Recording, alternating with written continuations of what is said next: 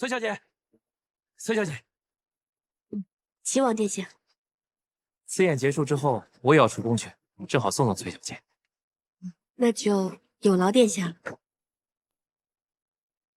恃才夺彩之时，崔小姐赢得实在是精彩，令本王大开眼界。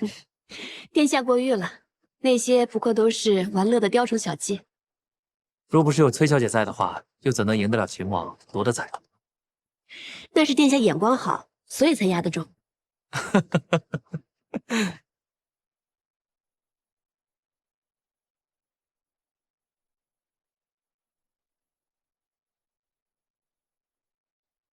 那不是崔小姐？殿下，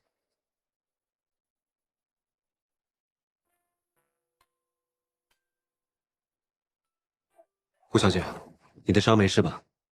我府中有伤药，用了之后不留疤，回头让人给你送一些。多谢殿下。客气了。不知崔小姐平日都有些什么爱好？送来的玫瑰荔枝樱花酪，奶娘吃了说特别好吃，让我再三多谢。既然奶娘喜欢，下回我请她去店铺里多吃。素闻秋日里骑马驰骋乐游园十分的畅快，我看明日必定是个好天气，不如明日我陪崔小姐去趟乐游园吧。殿下客气了，只是明日我要去慈恩寺还愿。那我陪你去慈恩寺。殿下，殿下，齐王殿下，陛下传你。就这么说定了，明日我陪你去慈恩寺，我先去见父皇了。说定了，明日一早我派人去你府上接你。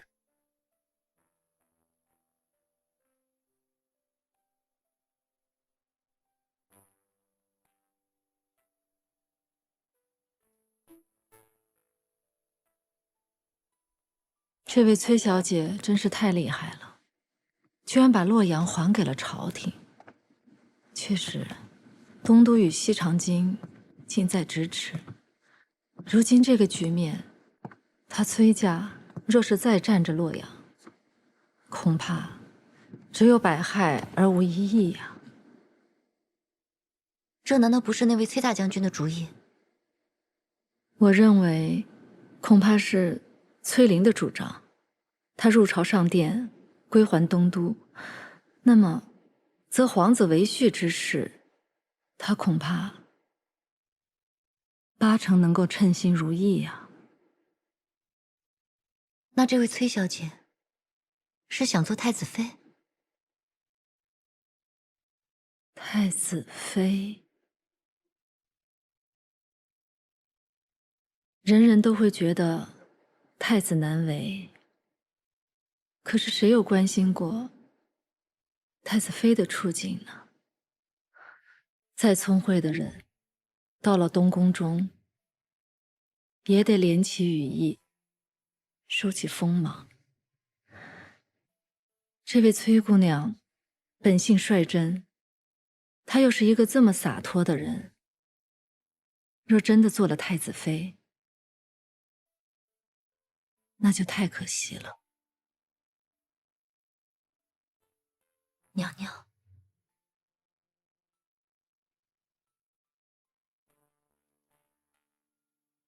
锦娘，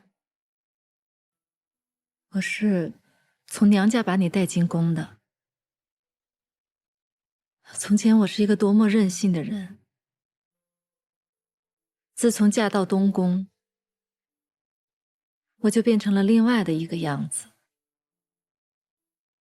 作为太子妃，要贤良大度，身逢大变，太子身死，太孙流落，我不惜与孙敬周旋，也想尽力争取我大狱光复的机会。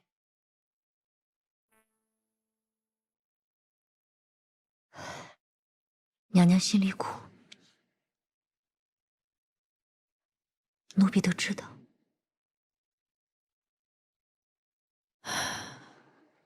将来我到了地下，我就会亲口对太子说，我尽力了，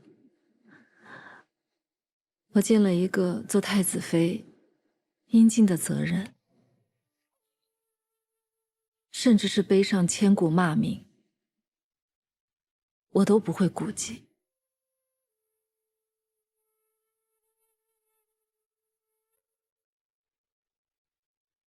可是锦娘，我都不认得我自己了。史书上写到我，也就是寥寥的一句话，也许会骂我不真。可是我做了那么多，我到底是谁，我都不知道了。娘娘，您哭一场吧，好好的哭一场。不，自从我做了太子妃，我就告诉我自己，不能再软弱和流泪了。我不能忘，我曾是大玉王朝的太子妃。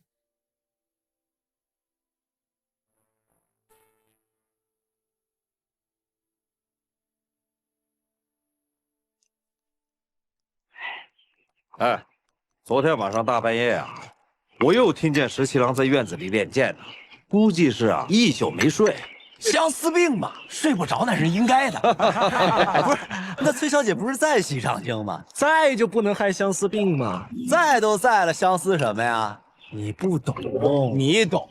你摸过女人的手吗你？那你懂？你摸过女人的手吗？我懂，你摸过，我懂，你摸过，我懂。行了，喝粥吧。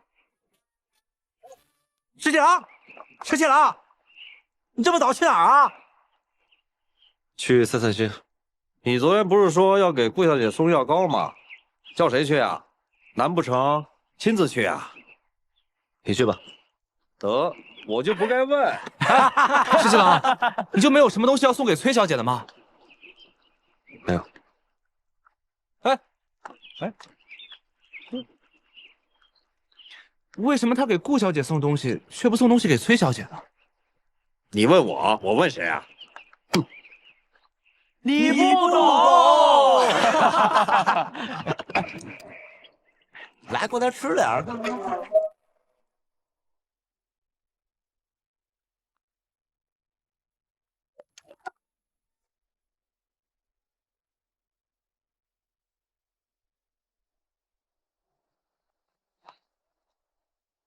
见过齐王殿下。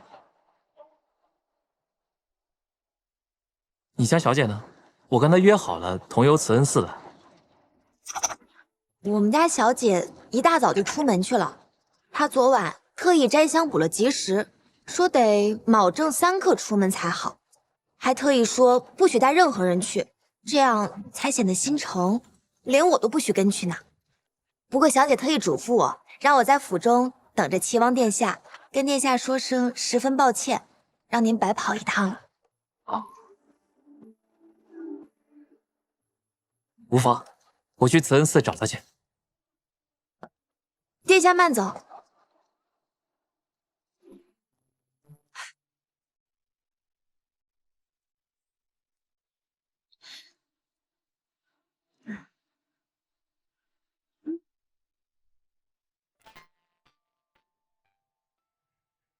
看着挺简单的，怎么就是变不好？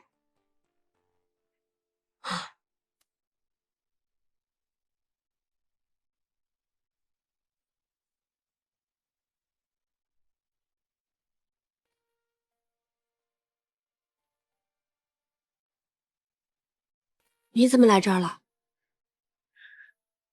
本想着出来走走，结果走到这儿，大概是不由自主吧。没想到在这里遇到你。我并不想去什么慈恩寺。我知道。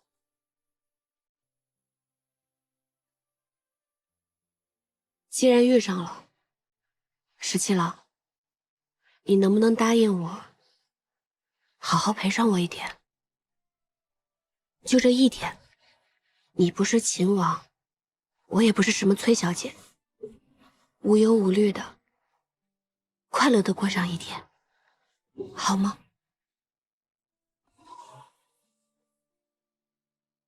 好，我答应你。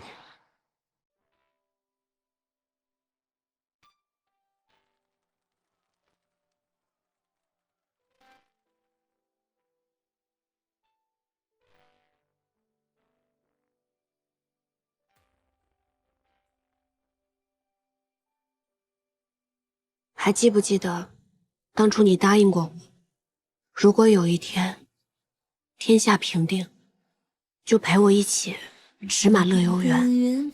太阳，待到天下太平，你我并肩，同游乐游原。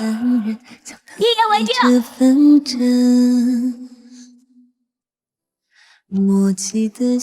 说过的话，许过的愿，或许都兑现不了。但是我很希望能有这么一天，哪怕只有12个时辰，我们俩什么都不想，快快乐乐、无忧无虑的过一天，好吗？是最终的答案，无悔无怨，想说的话会我答应一卷一卷，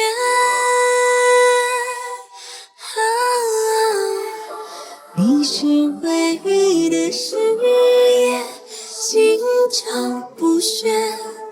你是很久的思念。以前你常常说，要是能早点认识我就好了。现在我也这么觉得。如果我能早点认识你，我就会带你去瀛洲，去看杏花。去吃小白杏。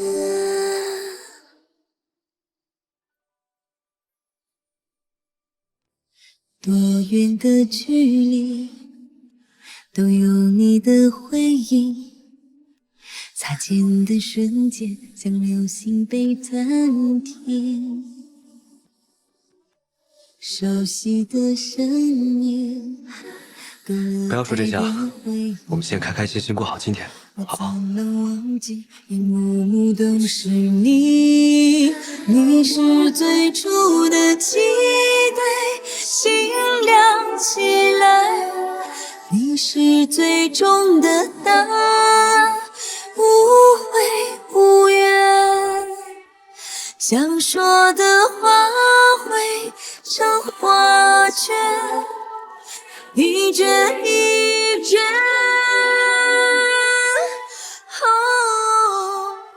你是唯一的誓言。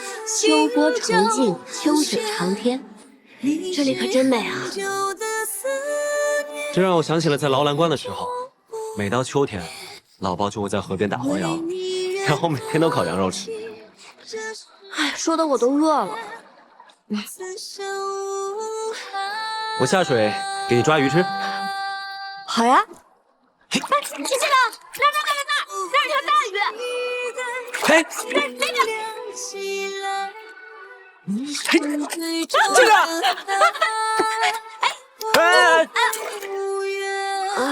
哎，没想到我们阿莹文能下笔千言，武能上阵杀敌，居然连条鱼都对付不了。没想到我们17郎忙活了半天，好不容易抓条鱼，也没有好好的送到我手上。再来。哎，你后面，后面。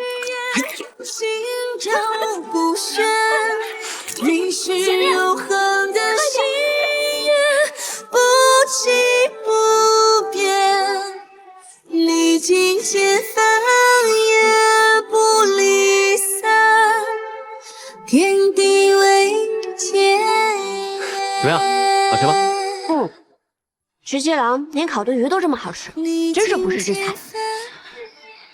你这么一夸我，我就心惊胆战，我总觉得哪里又上当了。我这不是在夸你，我是在自夸呢。自夸？你看啊，我喜欢的17郎是如此精彩绝艳，那我是不是眼光绝佳？是不是很厉害呢？你在我心里一直最好，也最厉害。这明明是在夸我，但是听起来好像你也是在自夸呢。那是自然，我喜欢的阿莹就是这样精彩绝艳，我明明也眼光绝佳，十分厉害呀。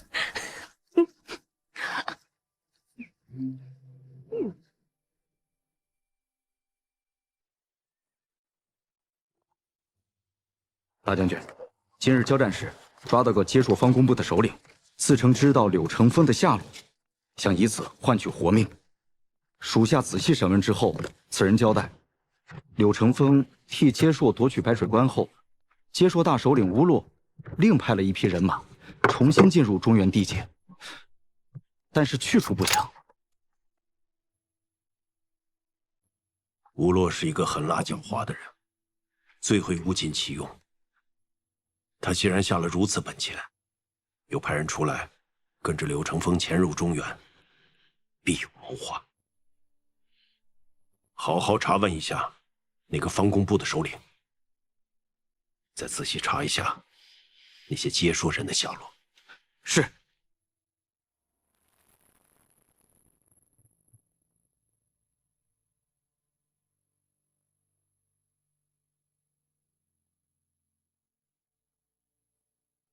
齐王殿下，柳公子果然是胆色过人呐！白水关之事后，人人恨不得食其肉，寝其皮，你竟然还敢来西长京见我？接硕之患，不过借选之计，而殿下之患，却在肘腋之下。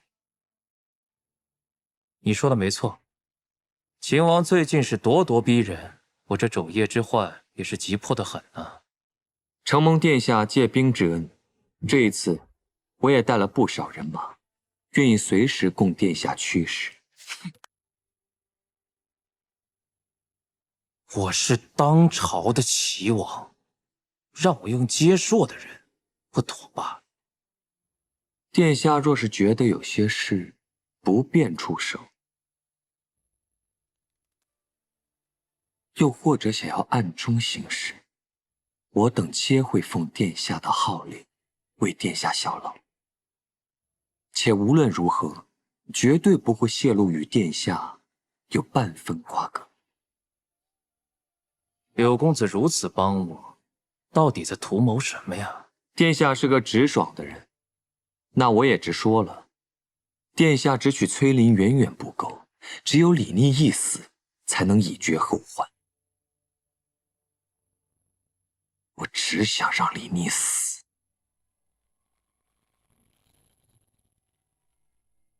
我这三弟果然是得罪了不少人呐。殿下放心，秦王仇家众多，定会将年不永。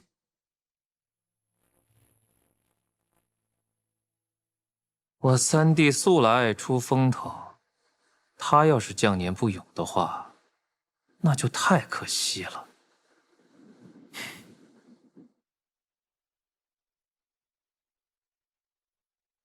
这一天过得可真快啊！小的时候，总是觉得岁月很长，但是长大以后，才发现，原来高兴的时光，总是过得这么快。你今天高兴吗？今天，应该是我有生以来最高兴的一天。我也是。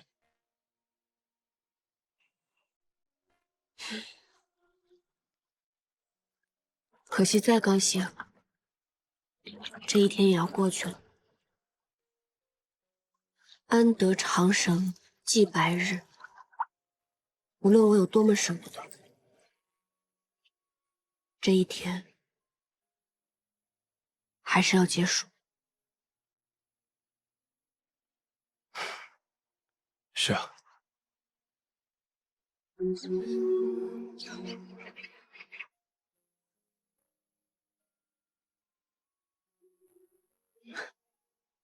石七郎，如果有一天我做了让你特别生气的事情，你是不是就不再喜欢我，心里就没有我了？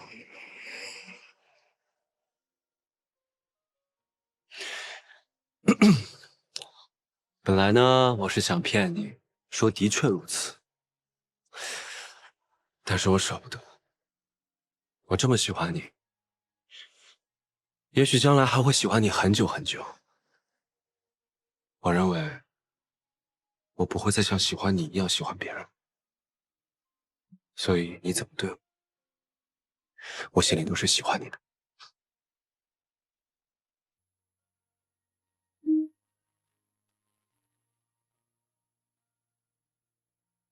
我也知道，容忍之量是有底线的。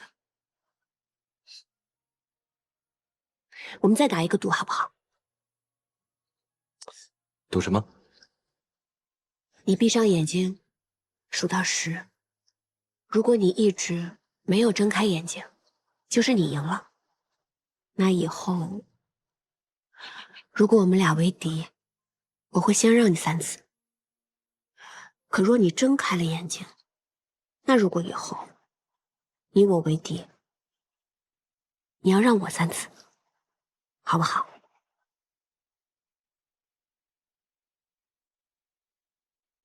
好，开始数吧。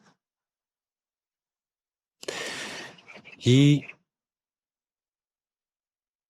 2、3、4。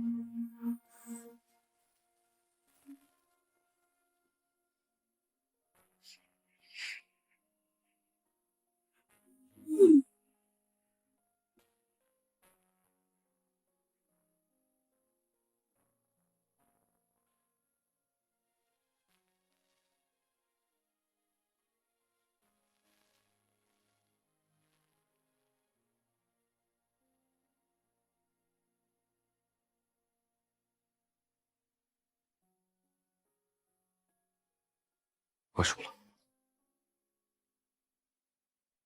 从今往后，我欠你3次相让。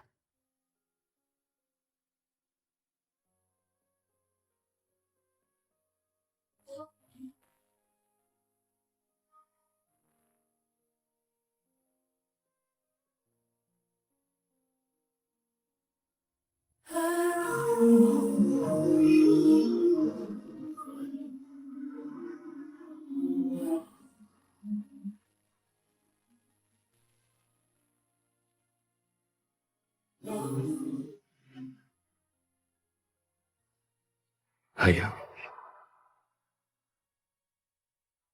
此后岁月长，照顾好自己，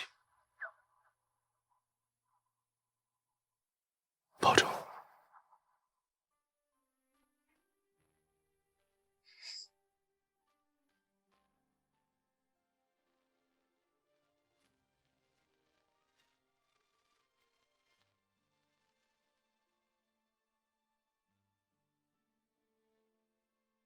如果忘了流年萤火，等回忆碎了成网，落在你心上的斑驳，那牵扯是我难舍。如果思念不曾遗落，眷念着回到最初一刻，宿命曾有过的温热，多想为你留着。如果还记得我们曾承诺过，从此爱上我也要为你活着。一个人多孤单啊！沿着记忆的轮廓，你们2个等待是我的就是应该在一起啊！如果还记得为你守的承诺，颠覆了因果，我会为你爱着。心愿为了你割舍，一直等着你回应我。大捷！崔家军大捷，杀敌数万，俘获接硕申吏部、方工部万余，更有车马弓箭粮草无计数，并夺回白水关，将接硕逐至白水山以北，不令犯境。臣崔乙即亲自押解接硕申吏部、方工部首领7人赴京献俘，恭贺吾皇万岁万岁万万岁！哎呀，朕就知道，朕是天命所归，无所不利，战无不胜。陛下，崔乙夺回白水关，获此大捷，都是陛下纳言求治、知人善任之故。若非有陛下圣旨，令朝中6部予以力援，也不能得此大捷。裴卿说的是啊，虽说这圣旨是朕所下，但是还得朝中6部各位爱卿兢兢业业，帮衬他们崔家军。幸好近日赵裴卿还朝，不然这献俘一事，朕都不知道该交给谁去办了。献俘之事，按理应由礼部会同兵部办理。无妨，虽由他们办理，但是裴卿你还得替朕多照应一些。遵旨。这么大的喜事，既然献俘太庙，就应该大赦天下。即刻去传旨，将信王放出来，献俘的时候也好与朕同去。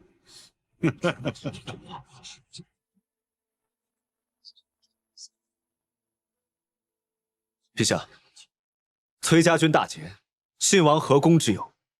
信王故意纵火，杀害数十条信女，这才幽禁多久？陛下要将其赦免吗？他可是你的亲哥哥，你为何这般不依不饶呢？信王妃之死，难道不无辜吗？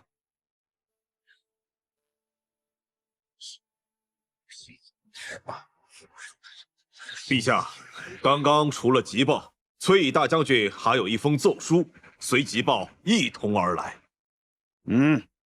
袁常侍，你把奏书也念一念。看来这个崔乙觉得军功太多，一纸急报写不下，又另上一本奏书，来表彰一下这次立功之人。是。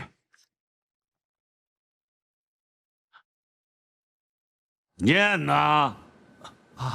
叩请皇上圣安，臣平凉大将军、魏阳大将军、朔州道行军大总管、左威卫大将军崔乙，特为东宫立储之事，奏陛下，请立秦王逆为太子，以固国本。住嘴！这个崔乙简直是混账之极！陛下，陛下乃性情中人，但陛下是圣人，金口玉言，不能言辞轻慢，以免寒了前线大将之心。他以为他打了胜仗就可以对朕的家事指手画脚吗？这个老匹夫真是不知道天高地厚。陛下，立储不是陛下的家事，立储乃是国之大事。崔乙身为边关大将军，上此奏书，理所应当。顾相的意思是觉得老匹夫说的有理。陛下虽然春秋鼎盛，但楚二之事，维系宗社根本之重，早正东宫之位，以系宇内之心。不要跟朕掉书袋，说这种大道理。立太子那也得由朕说了算。不管怎么样，立嫡立长都轮不到你。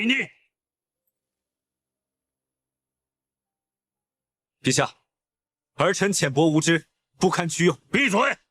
跪下！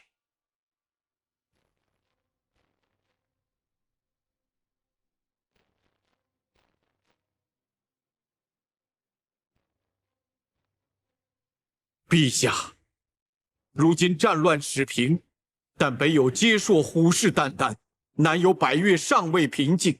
秦王率镇西军秦王平乱，方拥陛下即位，垂拱宇内，为国朝之万年大计，臣以为当立秦王为楚。臣附议当立秦王为楚。臣附议当立秦王为楚。臣附议当立秦王为楚。臣附议当立秦王为楚。附议。臣附议。臣附议。臣附议。退朝！退朝！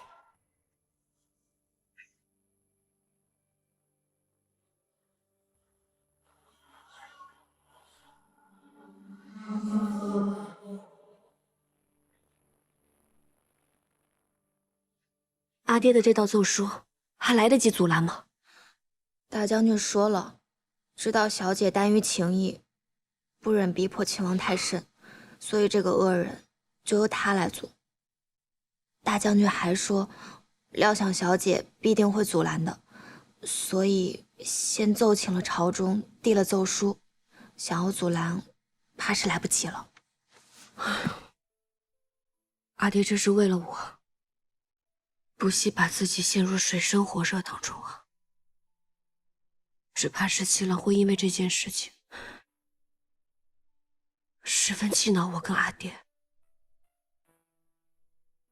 什么？崔乙上书请立秦王为太子？这正是为何一下朝就派人叫你来书房。那父亲呢？我自然是附议。韬光养晦，那是从前的秦王。自从他收复两京之后，秦王便已经是楚军的不二人选。为人臣者，当为陛下直言。裴宪大将军呢？他也是附议。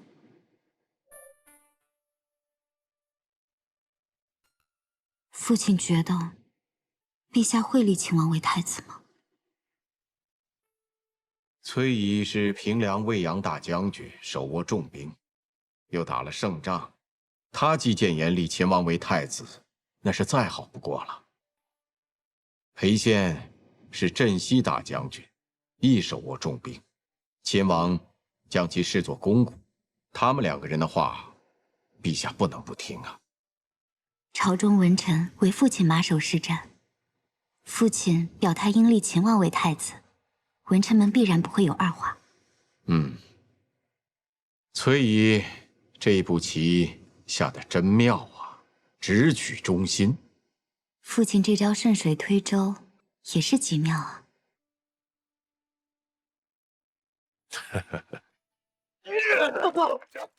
息怒，息怒啊，大哥！大哥，我站在朝堂之上，只感觉到大势已去。二弟，是大哥一时疏忽，才遭李密陷害的。看来他早有预谋。我要面见父皇，哪怕豁出我的性命，我都要面见父皇。二弟，你快帮大哥想想，有什么办法可以让父皇赦免了我？大哥想出去，不妨试试苦肉计。苦肉计，公子，怎么办？接受大败，崔乙竟然重新夺回了白水关。崔乙公然上书奏请皇帝立李逆为太子。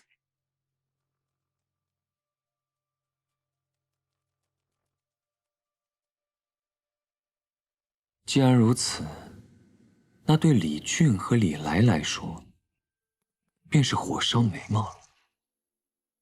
阿叔，你去亲自问问李来，如今已经迫在眉睫，看一看他是否有用得着咱们的地方。我愿意为齐王殿下排忧解难。是。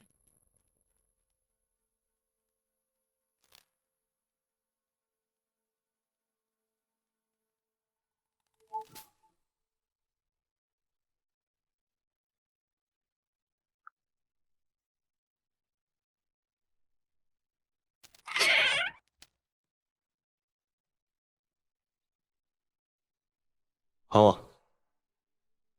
什么？我娘的珠子。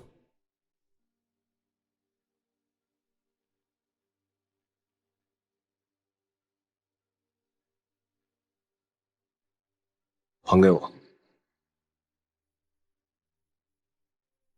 快点！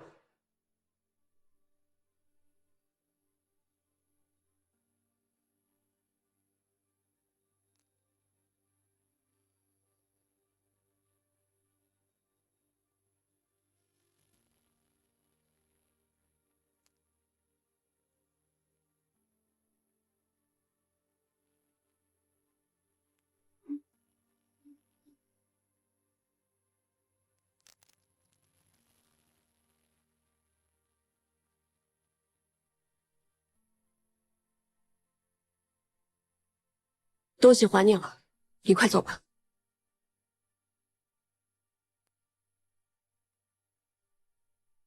秦王殿下，请自重。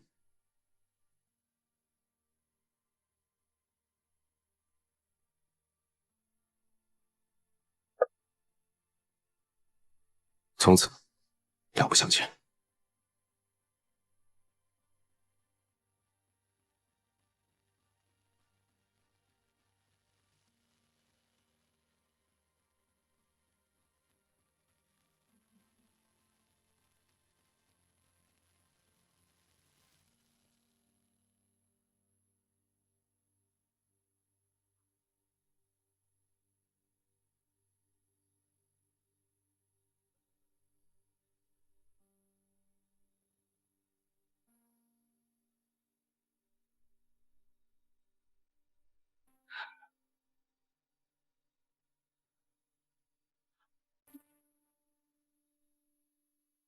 75、80、85，这么多啊！95，还差5个。这个月吃啊咱们给秦娘子寄的钱啊，是1500钱。1500钱。哦，1500能买多少小鸭子呀？太好了！买小鹅长大了能下鹅蛋，还能看家。瞧你能这点出息！不是，咱上次不是说不买鹅？凭什么不买鹅？不是。哎，石七郎，你回来了。哎，石七郎，石七郎，石七郎，石七郎，石七郎。哎，咋回事这是？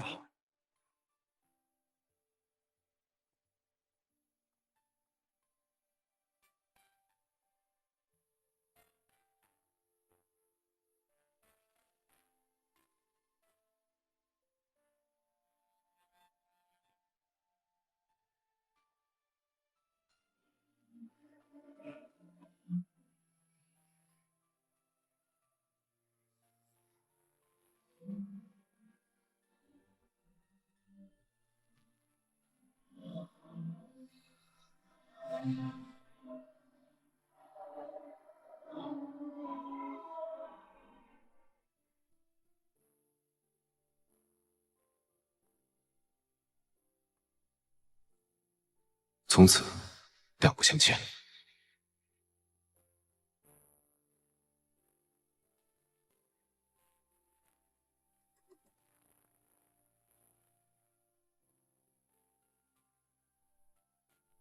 小姐，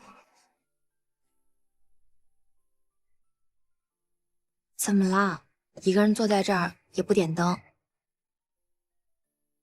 一时走神了。那我去拿个火镰来。桃子，不用点灯，我想自己在这儿坐一会儿。这是怎么了？你声音听起来都有点哑，是不是哪里不舒服啊？没事儿，我想坐一会儿。嗯。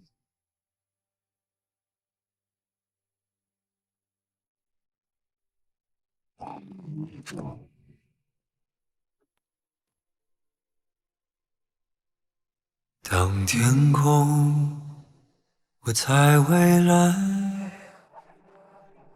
当夜幕不再黑暗，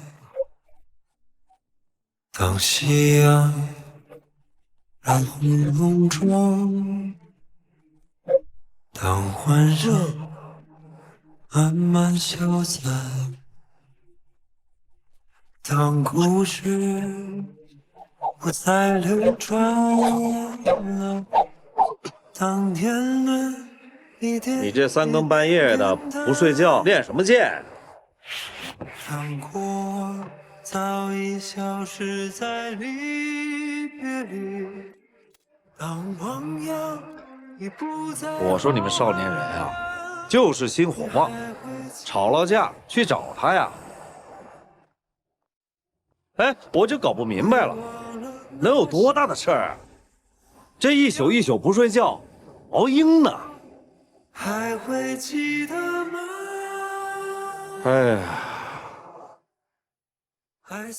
这不入相思门，难知相思苦啊！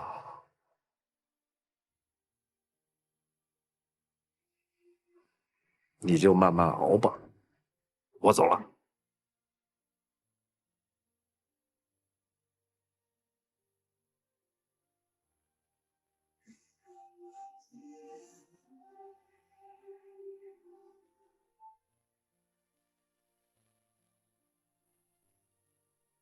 还会记得吗？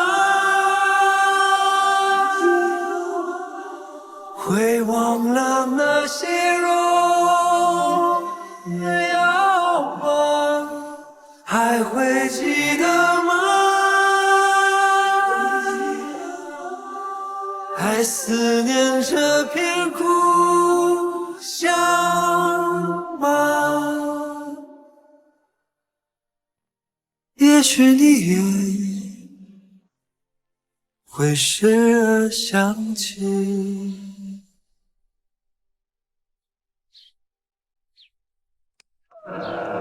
小姐，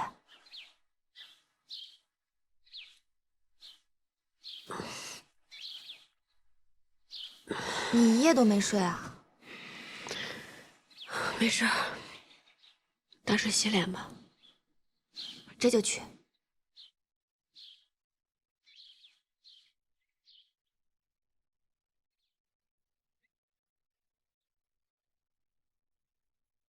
信王到！陛下，信王到了。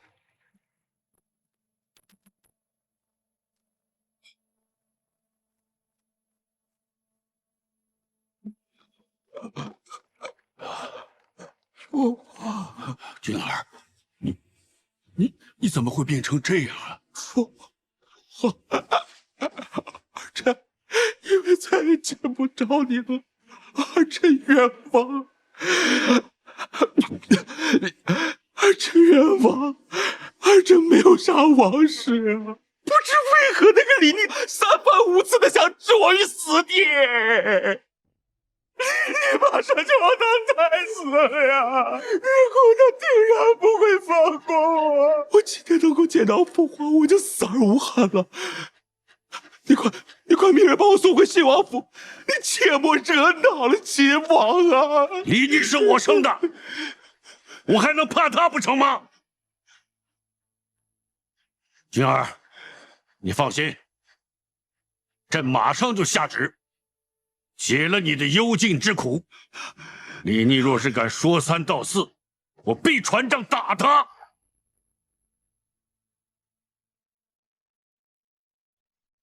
殿下果然神机妙算，信王一解禁，就忍不住派人四处打听秦王府的细事，可见他是要对秦王下手了。如何？信王的亲信，上次已被秦王全部捉拿下狱，于死狱中。如今信王能信得过的，是从前张管事的儿子张二郎。我早就按照殿下的吩咐，去找人指点了张二郎。秦王的府中人事简单，唯有秦王的乳母孟氏。秦王待她十分亲厚，可她偏有几个不成器的儿子，贪财好利，有戏可乘。说不定可以在秦王的饮食上找出办法。不会查到我们头上吧？殿下放心，绝不能够。我这位大哥呀，说他莽撞吧，足够莽撞；说他胆大呢，也是足够的胆大。只希望他这一次能够有足够好的运气，一举成事吧。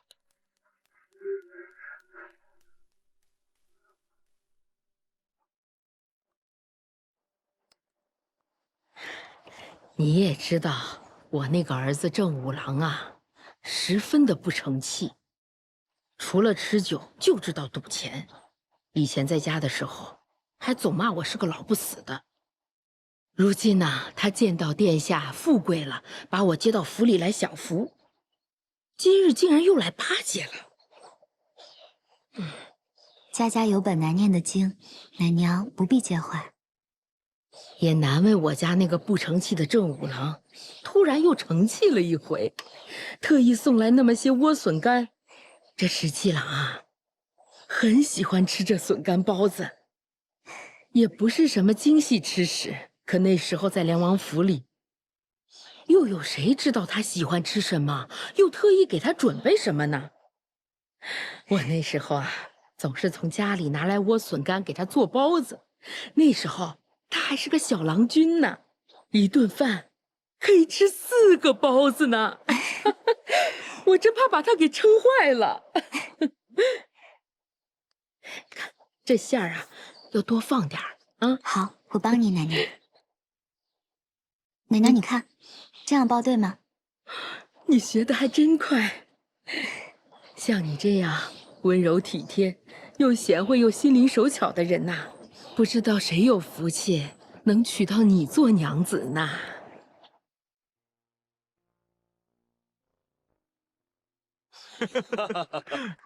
走，十七郎，十七郎，你猜谁回来了？他这2天啊，耳朵不太好使。十七郎，你怎么回来了？殿下脸色怎么回事啊？生病了？可能是无仗可打，精气神一下就松懈了。这天天半夜练剑，脸色能好才怪呢。半夜练剑？你怎么突然回来了？哦，这不是到了每年入京述职的日子吗？我入京之后就去面见了陛下，没想到陛下见了我之后，突然感叹说毕州太远了，就让我留在京中多休息几日，全当休沐了。走，我带你去凤英楼喝酒，替你洗洗尘。身子真没事儿？没事。那去了啊。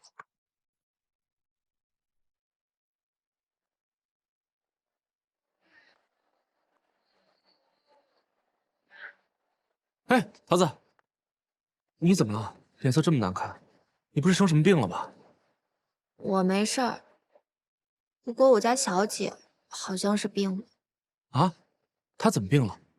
懒于饮食，短于睡眠。她还跟我说她没事儿，那是没事儿的样子吗？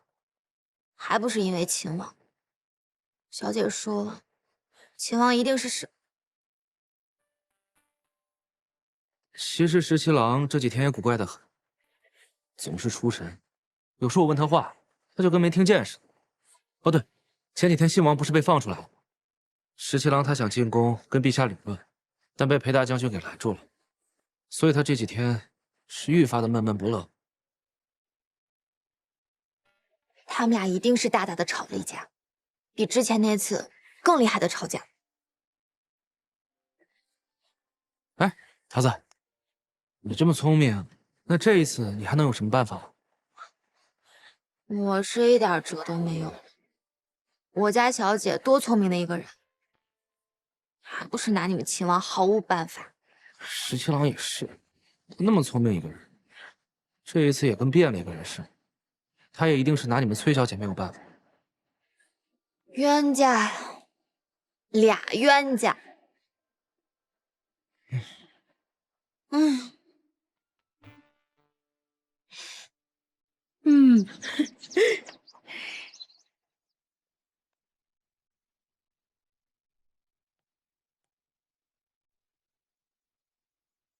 今天殿下怎么还没回来啊？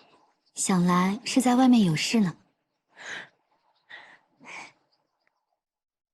照理说，这第1笼包子怎么都应该请殿下先尝的，但我有好几年没做包子了，也不知道这个咸淡滋味如何。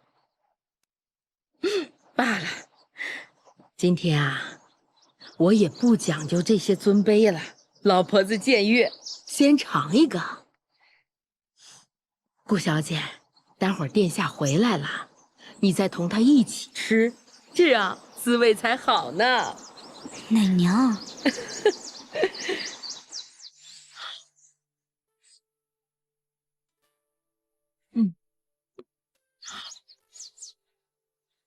好吃。石七郎，我正准备出去找你呢。发生什么事了？奶娘突然发了疾病。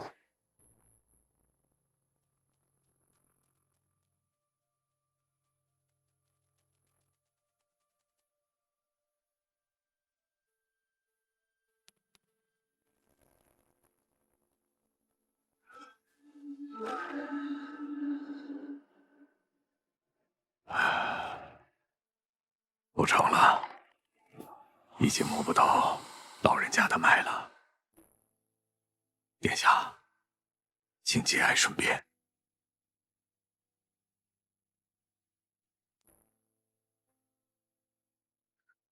是什么急症？怎么会病发这么快？殿下，老人家本来年岁大了，又突发疾病。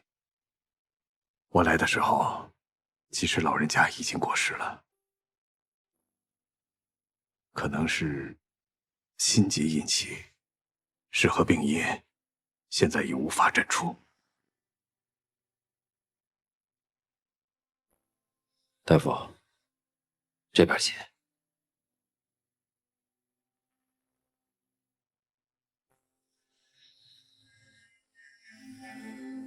顾小姐，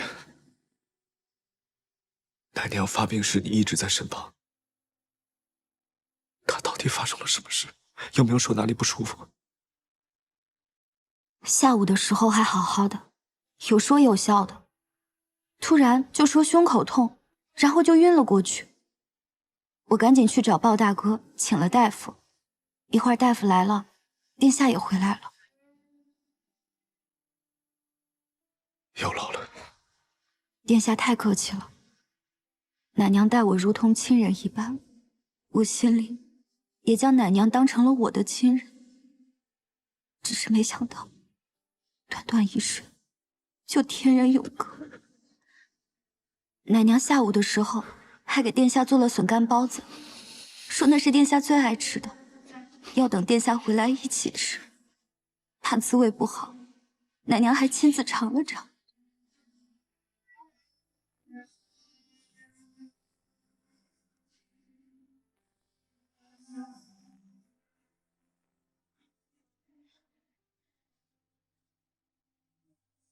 石七郎，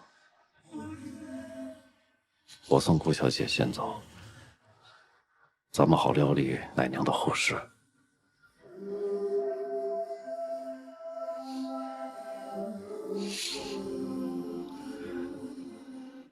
顾小姐，这边请。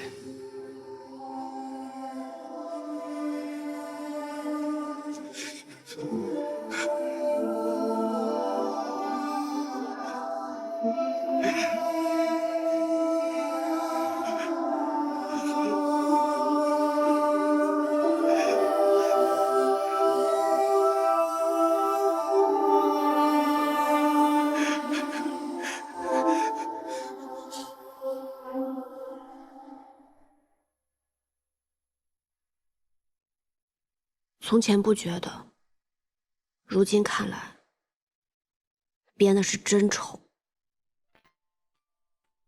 但怎么就是舍不得扔呢？小姐，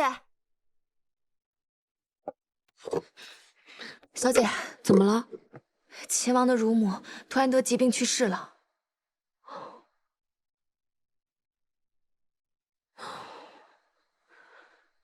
那他可是要伤心坏了。是啊，小姐，你要不要去看看他？我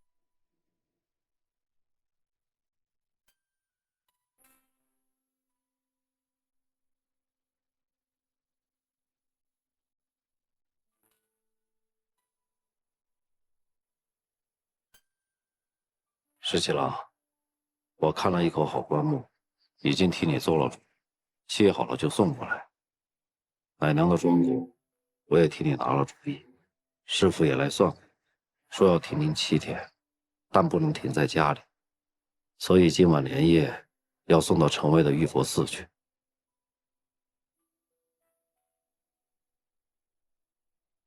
你也别伤心得太狠了。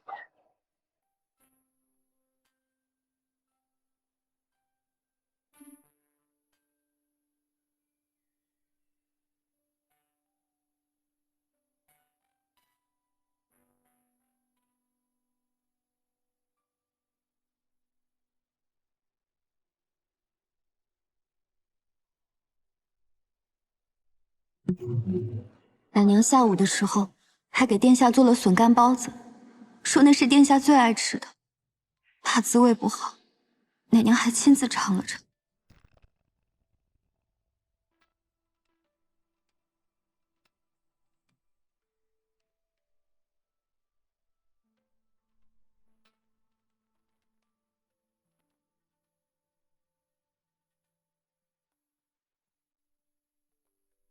石七郎，仵作我已经找来了，军中山验毒的医师我也叫来了。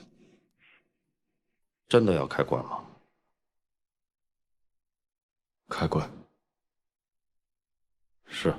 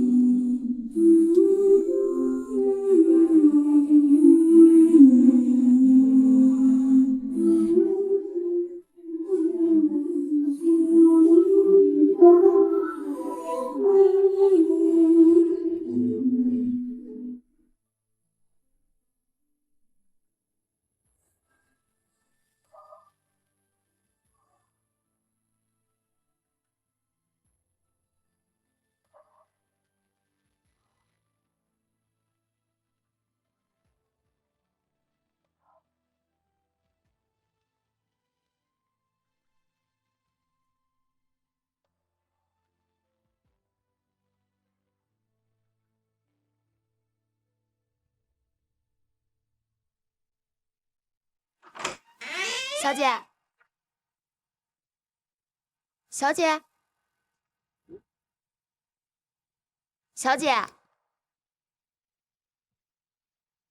奇怪，人去哪儿了？小姐，这么早你去哪儿了？桃子，你去告诉谢长儿，如果秦王怒冲冲的要出门，或者有别的冲动之举，马上就来告诉你。这是出什么事儿了吗？没有，就是以防万一。好，我这就去。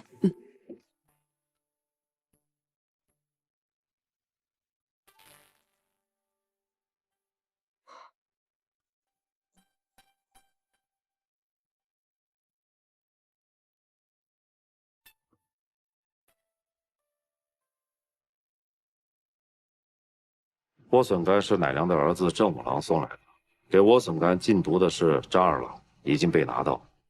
张二郎原是信王府管家的儿子，其供认说，因郑五郎曾听其母说起，殿下喜欢吃此物，于是就买通郑五郎在赌场的朋友王四，撺掇郑五郎将莴笋干送到府中来巴结殿下。张二郎供认，郑五郎并不知道莴笋干有毒，但已经被信王府的人杀了灭口，尸首扔在河里。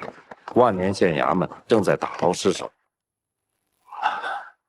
这一大早怎么眼皮就跳呢？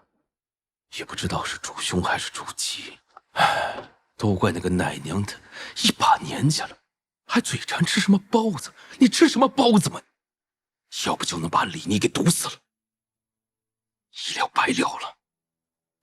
哎，秦王殿下，等我，滚开！滚开！啊，殿下，殿下，大事不好了，殿下！你慌什么？你快说！秦王殿下带着人杀进来了。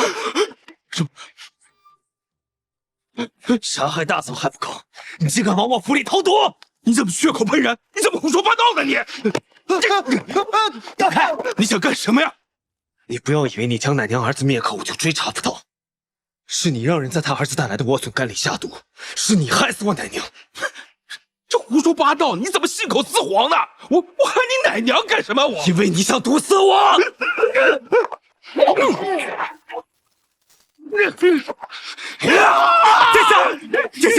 殿下，我们有真凭实据，我们不如去朝中，当着陛下还有百官的面讨个公道啊！殿下，公道？他谋害谢王妃，杀害这么多无辜的人，才幽禁几日就被赦免，哪还有公道？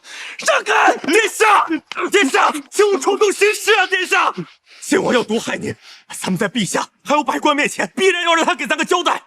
但是如果你一剑杀了他，朝中法度何在呀？殿下，本来一切都是铁证如山的事情，如果你杀了他，就成了你之过呀！殿下，你如果杀了他，陛下会怎么处置你？更会恨我们，为何没有拦住殿下呀？十七郎，为了镇西军，你要冷静啊！十七郎。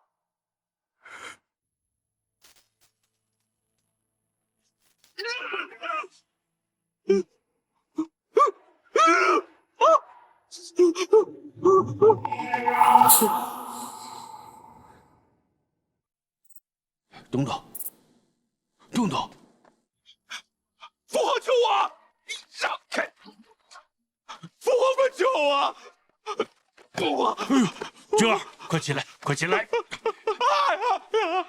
这是怎么回事？秦王他要杀了我呀！陛下，怎么？秦王在宫门外叩请觐见。啊！父皇，你看到了吗？他不依不饶，追起回来，就想杀了我啊！父皇，你要救救我！救救我！不许秦王进来，让他跪在那御殿前，没有朕的旨意，不许起来。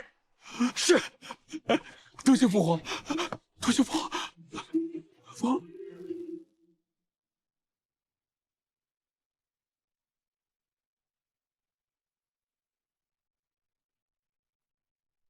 小姐，耳朵传信说小裴将军当真拦下了秦王，但如今秦王还是想闯进宫去，小裴将军正在苦苦劝阻呢。不过好在裴宪大将军已经带着人前往宫门口了，想必无论如何，秦王也能够被拦下，不至于拿着剑进宫。看来这次他是真的伤心坏了。小姐，你是怎么知道叫小裴将军说那番话，他就一定能劝得住秦王呢？那个人啊，最是重情重义了。到了悲痛欲绝之时，他定会不顾惜自己的一切。但是裴元还有镇西军中的同袍，他一定会顾惜。只要告诉他，若是杀了信王，皇帝定然会拿裴元还有镇西军出气，他就会冷静下来。小姐，你真的是最懂秦王的人了。事到如今，就算懂得，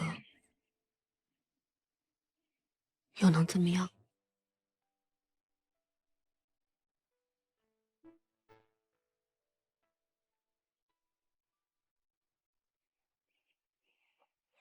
原来奶娘不是突发疾病，而是中毒。信王是想毒害秦王，没想到误中覆辙。天哪！奶娘倒下去的时候就在我面前，可把我吓坏了。小姐好险啊！那毒不就下在莴笋干中吗？你差点就吃了那个有毒的孢子。是啊，就差那么一点点，我也许就被毒死了。小姐，这实在是太危险了，以后你就别再去见秦王了吧。俗话说，富贵险中求，我怎么能因此就不再见秦王殿下呢？说得好，不愧是我的女儿。父亲，请坐。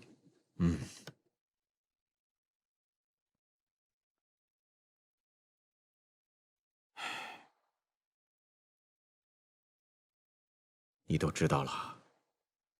听说早先秦王拿住了人证物证，就亲自到信王府上去了。幸好小裴将军去得及时，信王才进了宫。这正是秦王率直的地方，也是他吃大亏的地方。明明是信王给他下毒，但陛下却偏爱信王，自然会袒护信王。秦王此举十分不智啊。父亲的意思是，秦王他就该视之以弱。如果我早就知道的话，我一定会教他。先拿到了人证物证，就直奔宫去，跪在陛下面前哭诉，就说他不敢相信信王为了争夺储君之位给他下毒，但又不能不信，只求陛下能够看在父子一场，免去他的王爵，发配到边疆保命，而只字不提追究信王之事，陛下一定会心感内疚。这满朝的文武大臣，我还有裴宪，包括边疆那位崔大将军，自然会帮他，狠狠地定死那个信王。秦王定不会有此番作为。是啊，这好好的一盘棋，明明可以打一个泼天大劫，甚至可以将信王连根拔除，可是他却率性而为，弄成了现在这个僵局。眼下父亲打算怎么做？我们做臣子的，看见齐王被迫害，自然不能袖手旁观。齐王十分看重他的那位乳母，自然十分伤心。他的那位乳母是你给找回来的，他见到你的时候，必然感怀。你一定要好好的劝劝他，要保重自己的身子。女儿明白，婉娘已经准备好了祭品，一会儿就去秦王府祭奠。万万没想到，我这位大哥运气还是不够好，竟然只是毒死了秦王乳母。殿下，咱们这谋划其实已经成了一半。这余下的一半呢，我还得去好好劝一劝我这位惊魂未定的大哥，让他再加把劲儿。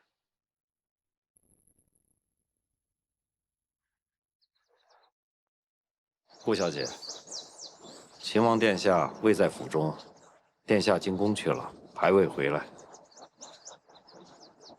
无妨，我是来祭奠奶娘的。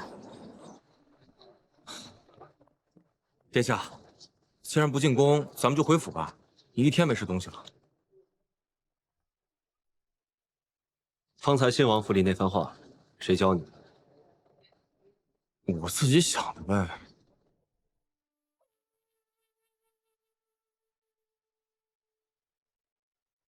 是崔小姐特意教我说的，她说只有这样说才能拦得住你。而且我也问她，为什么不自己和你说？她说你并不想见她，而且这话她说你也未必肯听，所以必须我来说。石七郎，其实一开始我对崔小姐也颇有成见，但是旁观日久之后，我发现她确实有过人之处，思虑周到，而且处处为你打算。最难得的就是她不骄矜居功。石七郎，你们俩两情相悦，其实挺般配的。什么？裴青的意思是要流放信王，是吗？陛下，这也是臣的意思啊。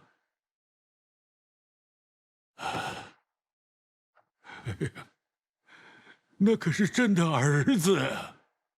就算是所谓的人证物证是真的，是信王要给秦王下毒，可是李逆也没死啊，为什么要将信王削去王爵，还要流放啊？陛下，秦王也是您的儿子，况且秦王收复了两京，功在社稷，而那信王呢，谋害信王妃，此事举朝皆知，却未受到严惩，刚刚被赦免放出，就要谋害手足，这种泯灭人伦、罪大恶极之人，难道陛下您还要执意罔顾国法，去偏袒维护他吗？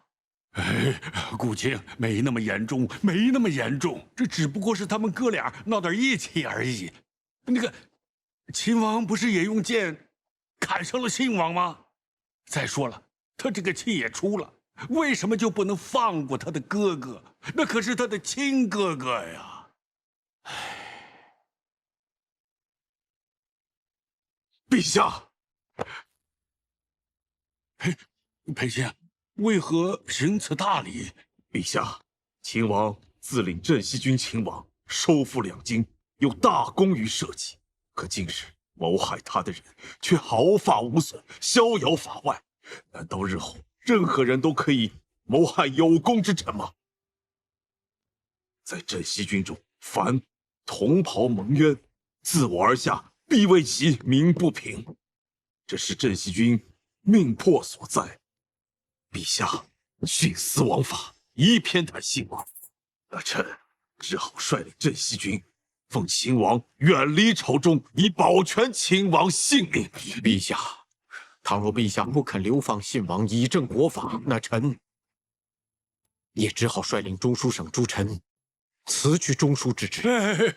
顾卿、裴卿，何至于此？何至于此呢？这难道就不能放信王一条生路呢？陛下，那信王先是谋害发妻，又谋害手足，已经犯下了十不赦之大罪。如今削去王爵，流放他，已经是放他一条生路了。我的俊儿啊，你怎么受得了流放之苦啊？臣告退。两位爱卿，且等等，且等等。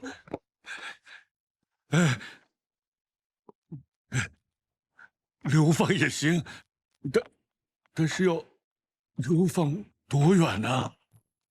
依照我朝律例，削去王爵，流放3000里，至极北碎叶之地。不能再近一点吗？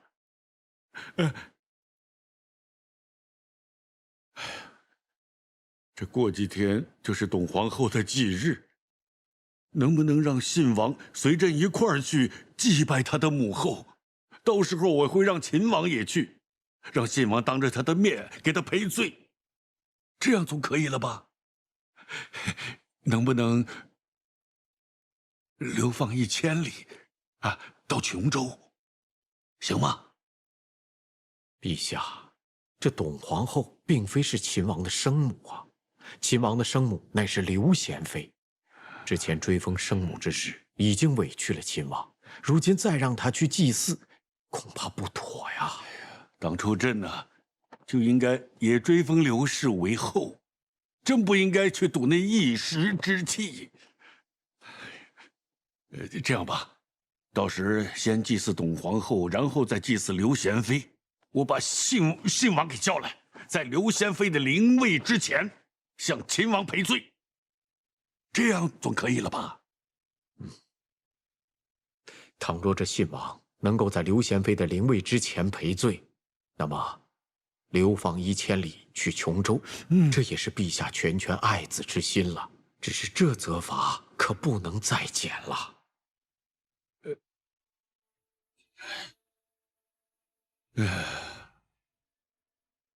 两位爱卿的意思我都听明白了，朕知道，朕以后再也不能维护他了。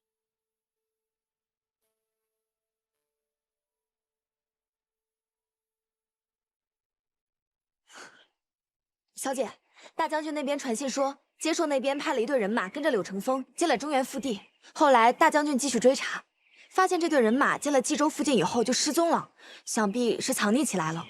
副帅行到何处了？离荆州不远。带上一队人马，咱们北上迎一迎副帅，以免这些接硕人会暗中使坏。好。父皇，儿臣是被冤枉的，儿臣居然还要被流放，这是要儿臣的命啊！父皇，俊儿，朕与故相商议了很久，他才同意，从流放3000里改成流放1000里。琼州那地方也还好，就是要防着点瘴气啊。就不能不流放吗？儿臣舍不得你，怕是儿臣一去，就再也不能活着回来见您了。俊儿，父皇，父皇，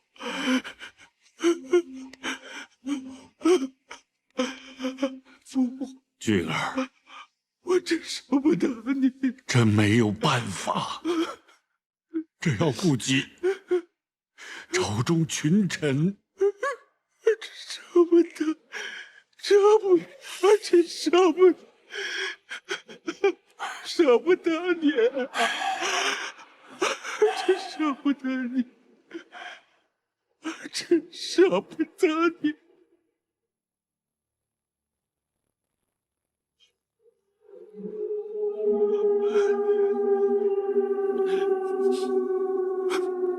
父皇，多保重。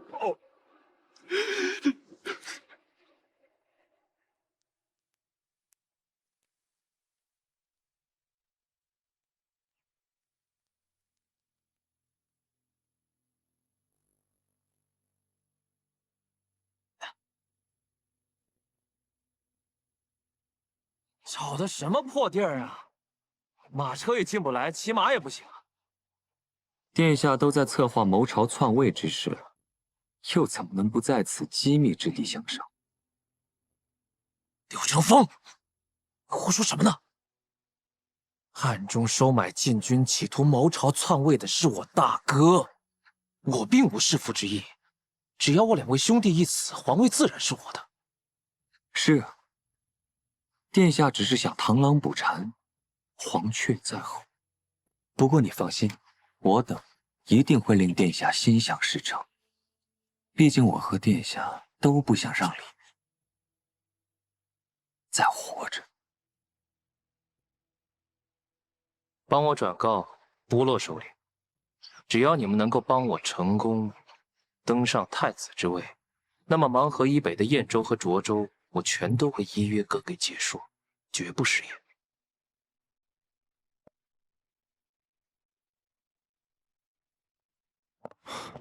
石七郎，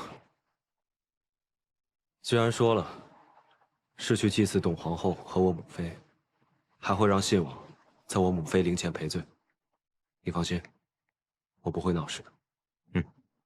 石七郎，信王马上就要被削爵流放，这已经是最重的惩处了。今日是我奶娘出殡的日子，我会让老鲍他们一起假装我还在队列里，等出了城，我就先去送我奶娘出殡，然后再去行礼。这样不大好吧？如果让别人知道的话，出城按惯例都坐车，我在不在车里，谁会知道呢？行了，回去吧，别让你阿爹担心。是。那各位兄弟，注意安全，保重。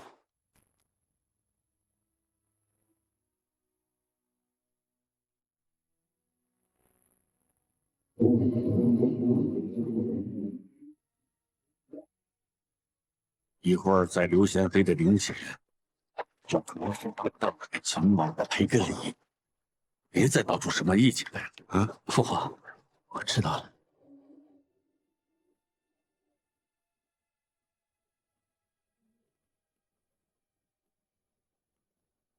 镇定些，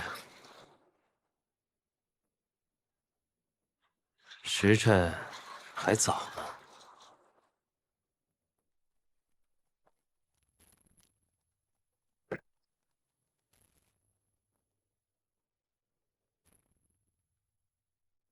撤！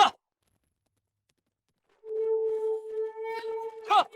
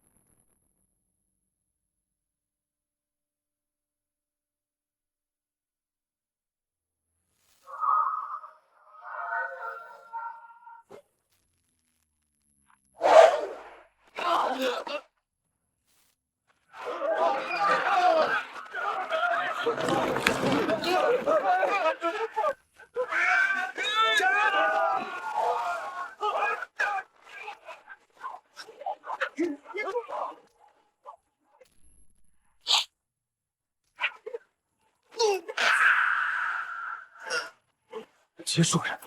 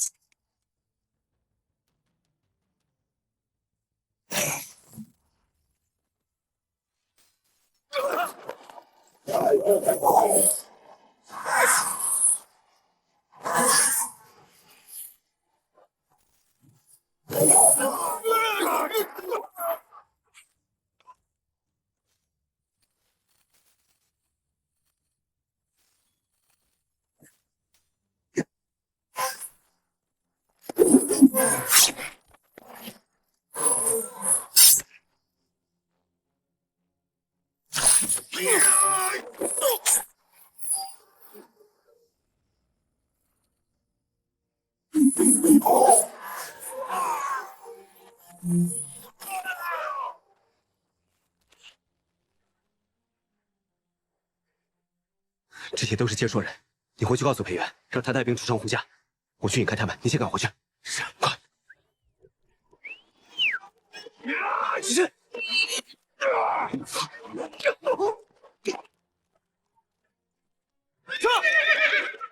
撤！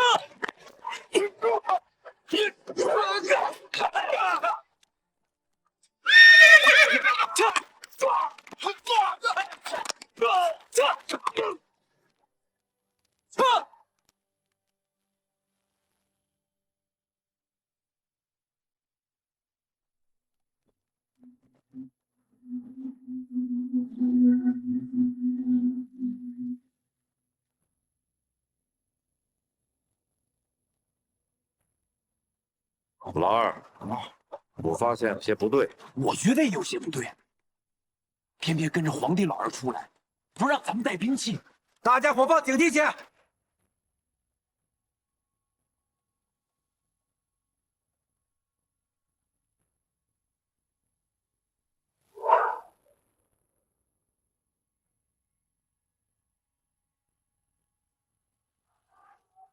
有此。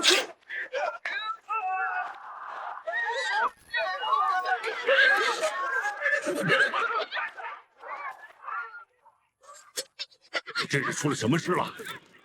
父皇莫怕，父皇有儿臣护驾，有儿臣护驾呢！有刺客护驾，抓李密！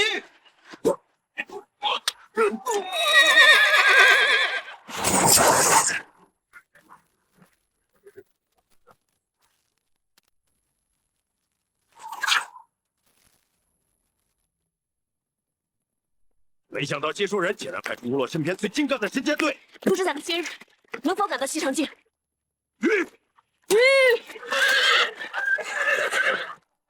传令，亲卫骑重装换马，与我等急行。亲卫骑重装换马，立刻疾驰。是。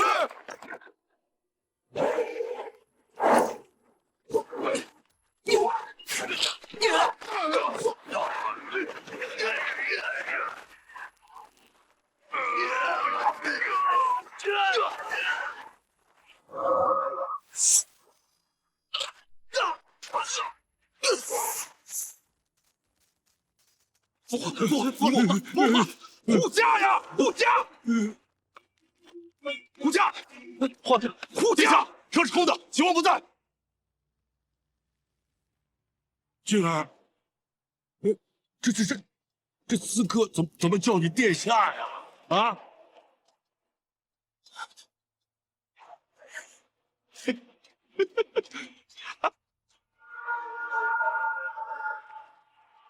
父皇，皇上，既然不肯杀秦王，就由我来代劳吧。谁让我生在这帝王家的？这些刺客都是你找来的。我是你的亲生儿子，你竟然要流放我呀！你禅位于我，你退位去西内待着，好好的去做太上皇可好啊？青儿，你这是要造反吗？信王弑君谋反，不要！好你个你的！我竟然没有看出你是如此吃里扒外的货色！给我杀了秦王，赏黄金万两，封万户侯！这儿，你这是要造反的！你竟然要杀自己的亲弟弟！陛下，先躲躲吧。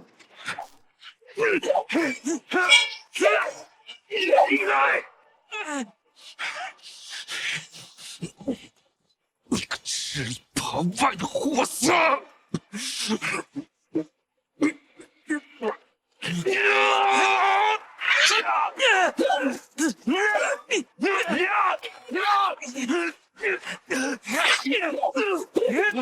不要挣扎了，大哥，你去死吧！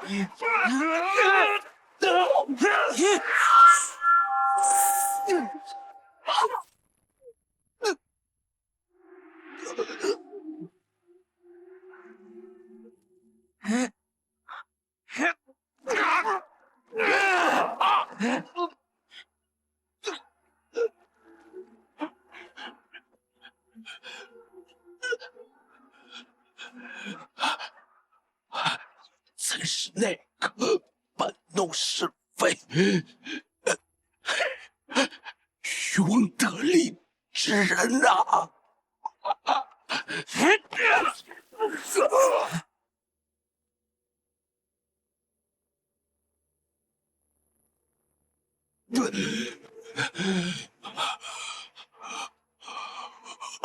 我这么多年来如此相信你，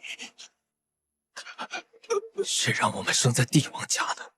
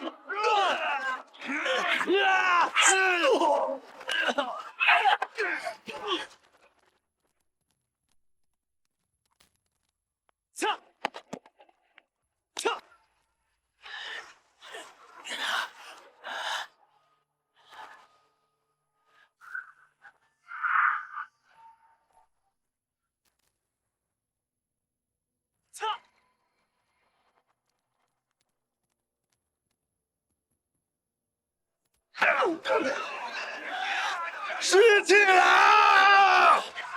撤！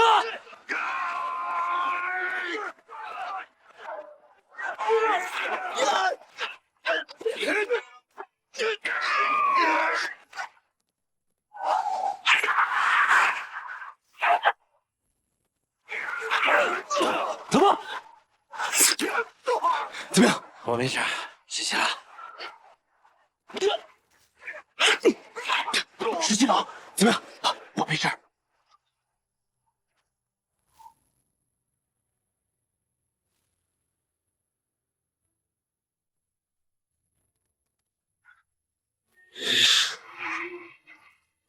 二哥，怎么样？父皇呢？啊？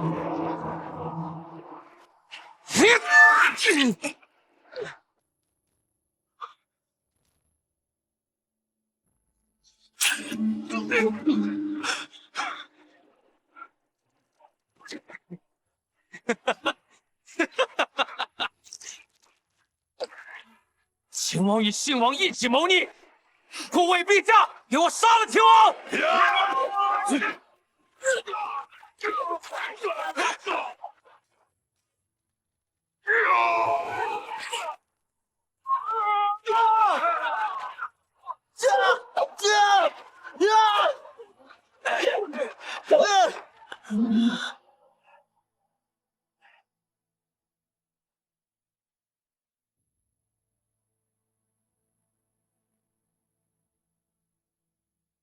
都没事吧？没事。兔崽子们，来呀！来呀！兔崽子，来呀！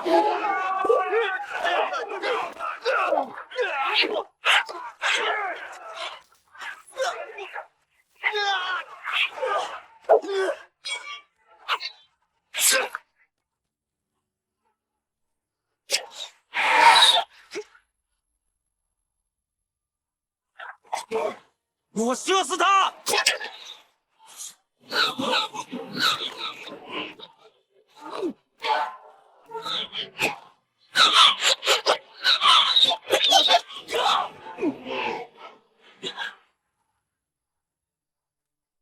有弓箭手，你们快撤！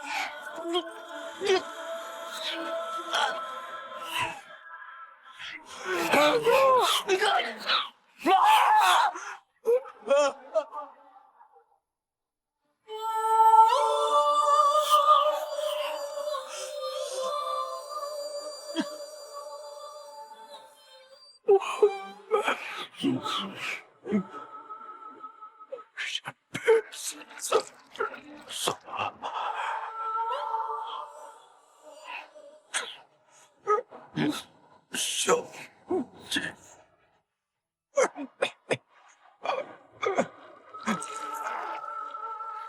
二哥！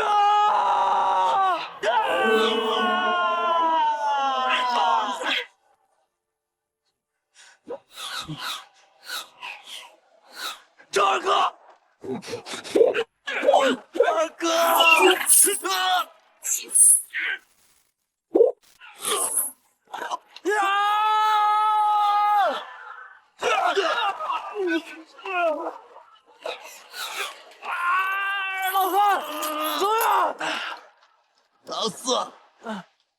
你护着石七郎先走，我来殿后。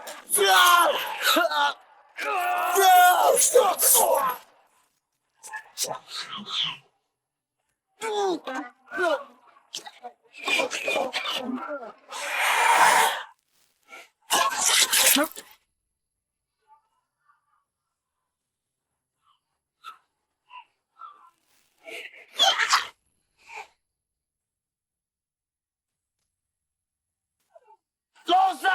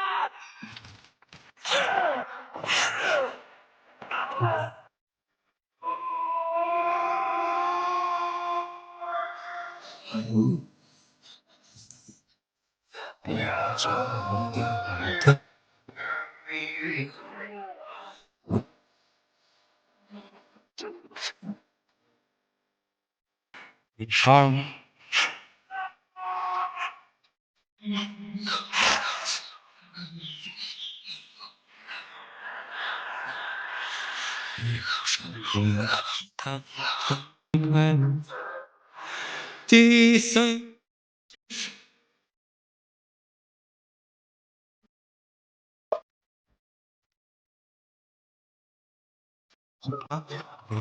姑娘她金钗，姑娘她将金钗戴。第四弯就是那明月来，明月暗里隐隐约，明月好似姑娘的脸，我路过姑娘家门前。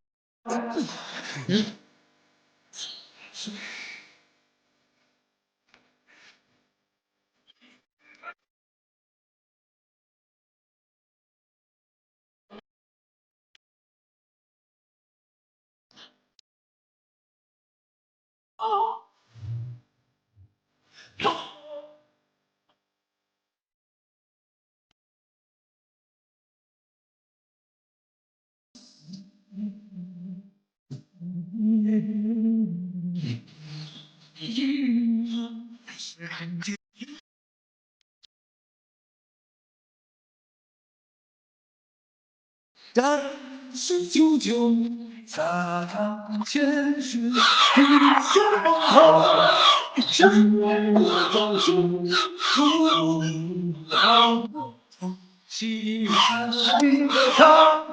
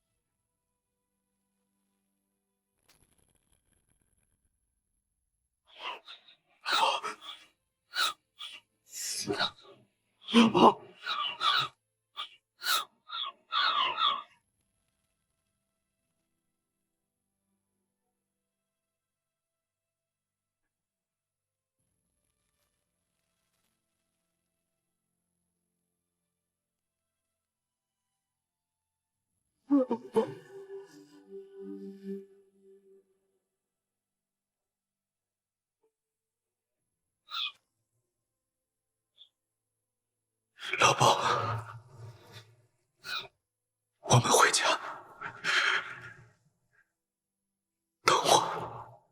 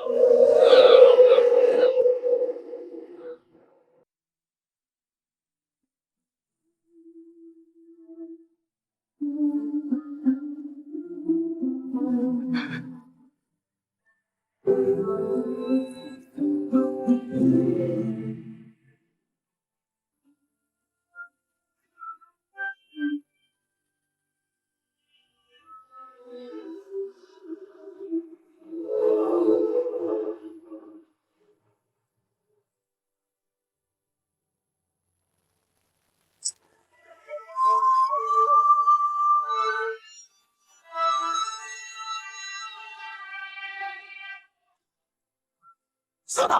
给我射死他！射呀！射呀！射呀！快射呀！你们快上啊！只要你们上了，我把黄河以北全都给你们解锁！上！上啊！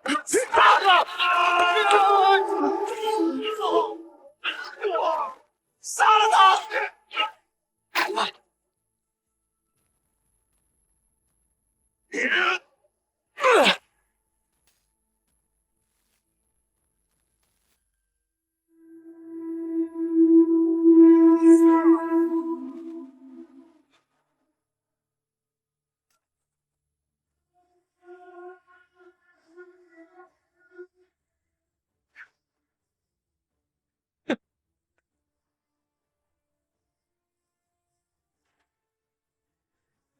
没想到吧，老三？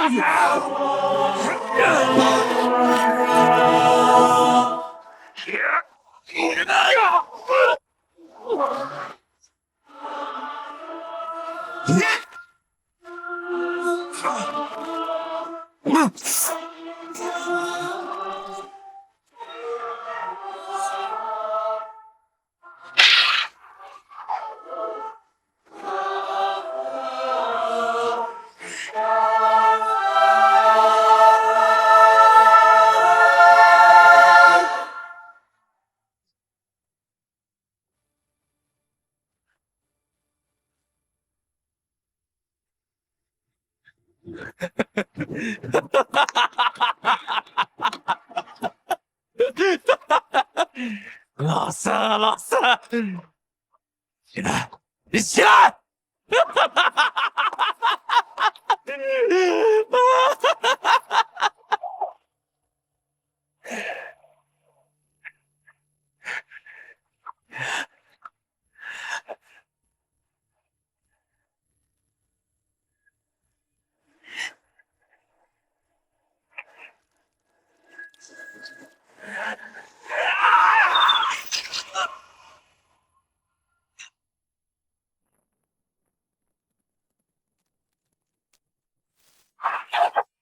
上！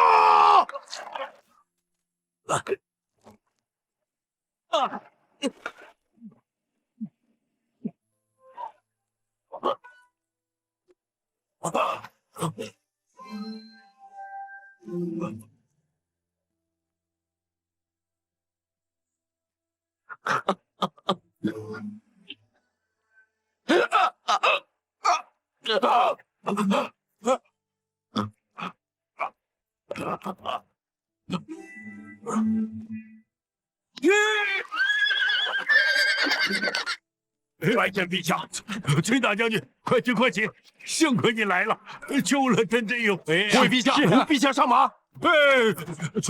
崔大将军，你不能走！十七郎，十七郎，我来了，星星，我来了，你看看我，十七郎，十七郎。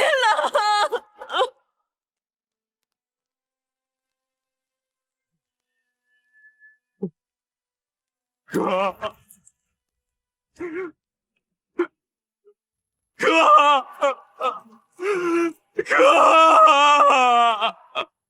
哥，你说话，哥。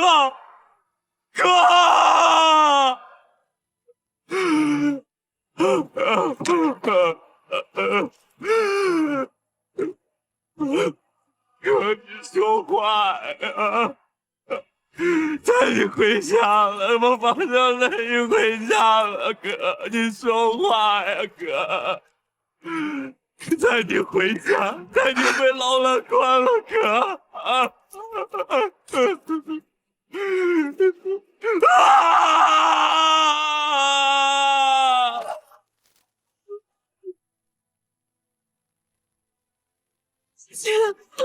十七郎，你醒醒！十七郎，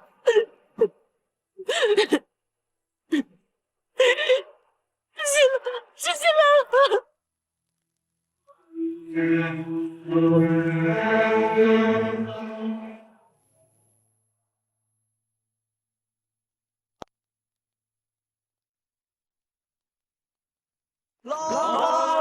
水十八弯，第一弯是那一艘滩，一艘滩里鱼儿飞呀，比不上姑娘的眸儿美。老蓝河水十八弯，第二弯就是那。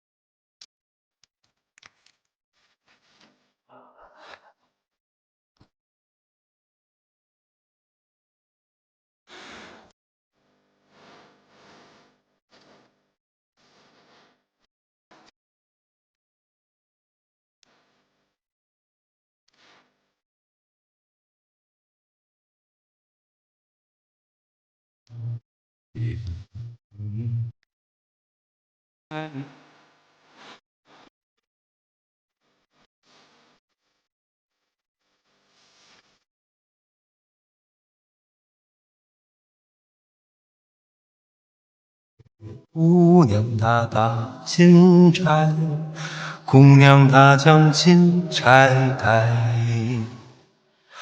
第四弯就是河南，明月满地阴月，明月好似姑娘的脸。我路过姑娘家门前。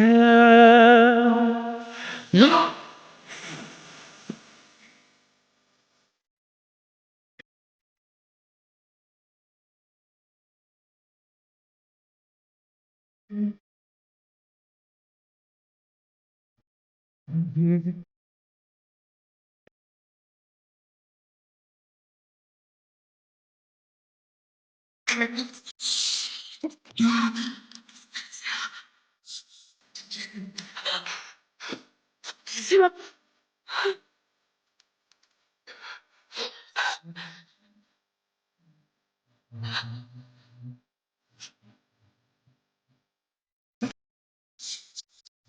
沙滩前。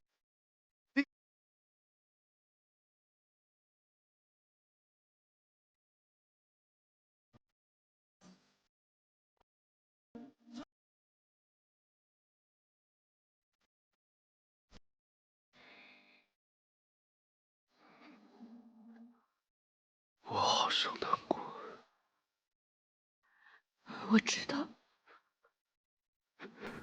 大家说好了，待到接驾归田，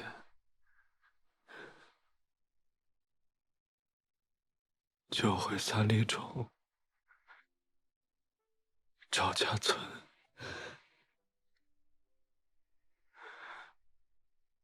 可是他们都死了。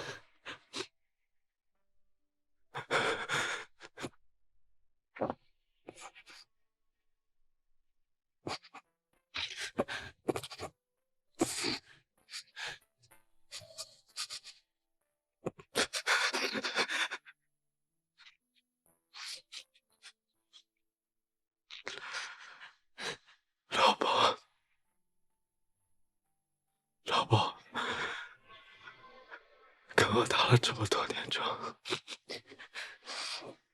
大的、小的，险象环生，他都没事。他总说我们这些老兵游子，上天不熟。说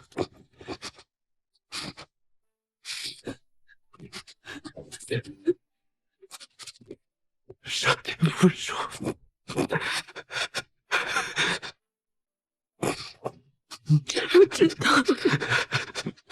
我知道，我知道，失去了。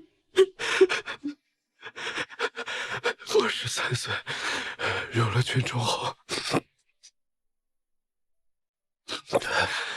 是老鲍教我如何在沙漠里寻水，如何在绝境里求生，怎么烤虫子吃，怎么做一个好纸猴。他常说，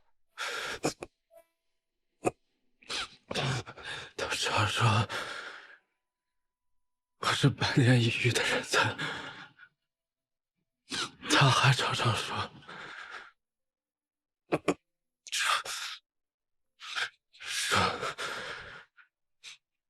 可惜我是一个皇室贵胄，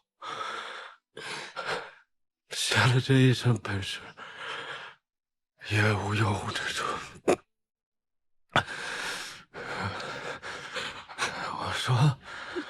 我说怎么没有用武之处呢？大家说好70岁再结跏归田。大家说好了。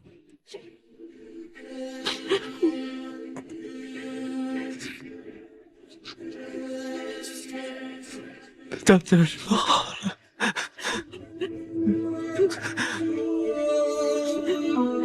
世界，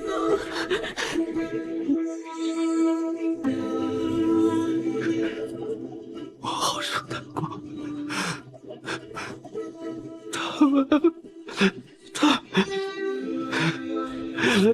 他们怎么没了？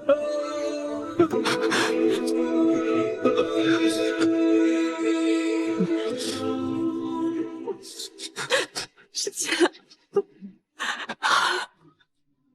别说了，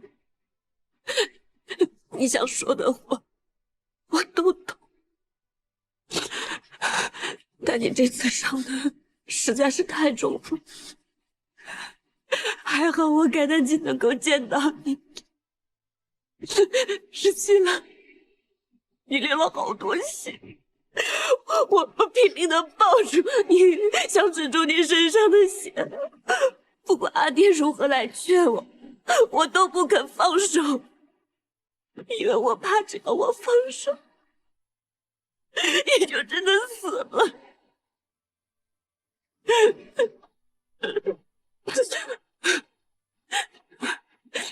这几天我很担心，如果你撑不住，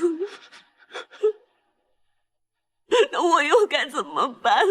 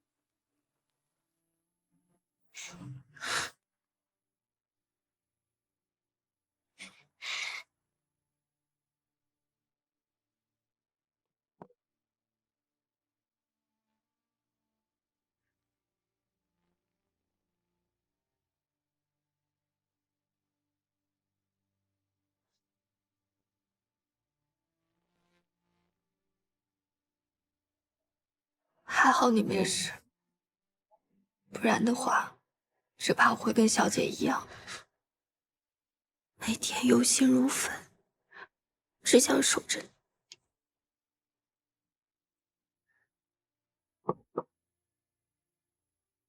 但是老鸨他们死了，我好后悔啊！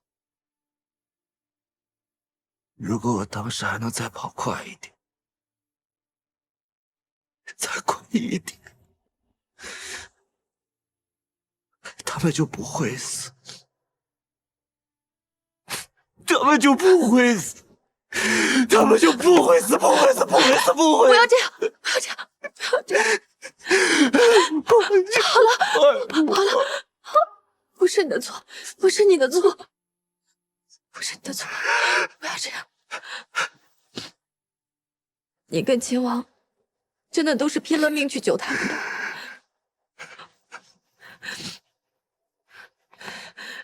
真的不是你的错，真的。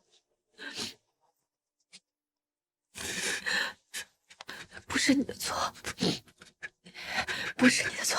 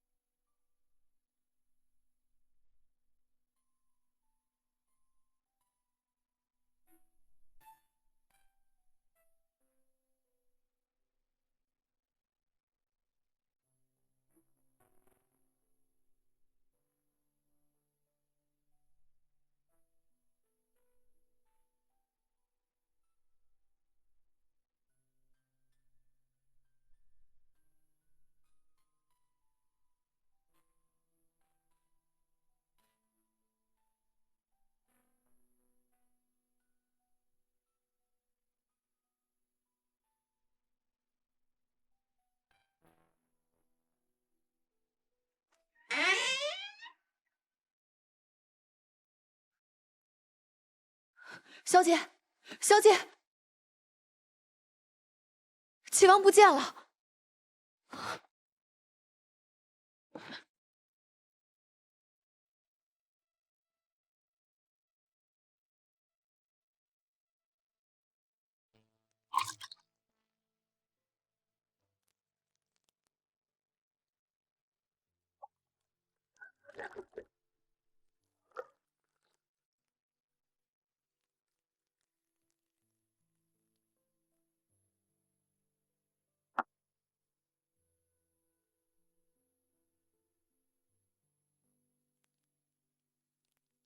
大哥，咱们兄弟啊，别的本事没有，闹他个天翻地覆这种事儿，再拿手不过。哈哈哈哈哈哈！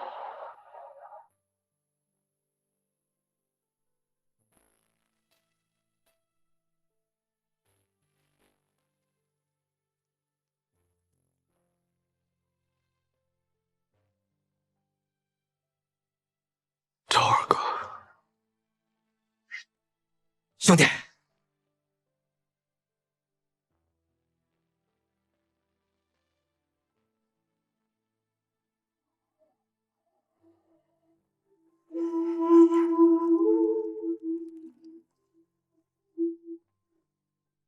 三弟，四弟。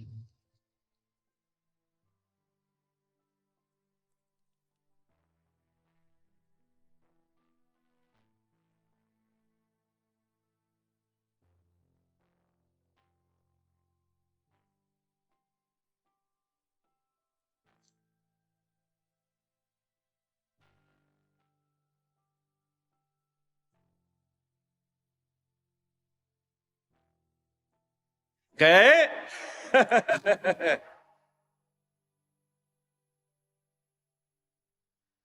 新新郎，我们都商量好了，等以后老了不打仗了，我们呀都从劳兰关回三里中。你要是闲了，就来看我们吧。来看我们，来看我们。好，一言为定。一言为定。干杯！当天空不再蔚蓝，当夜幕不再黑暗，当夕阳当红戎装，当欢声慢慢消散，当故事不再流转了，当年轮一点一点变淡，当过往早已消失在离别里，当汪洋已不再浩瀚，你还会记得吗？会忘了那些荣耀吗？还会记得吗？还思念这片故乡吗？也许你也会时而想起。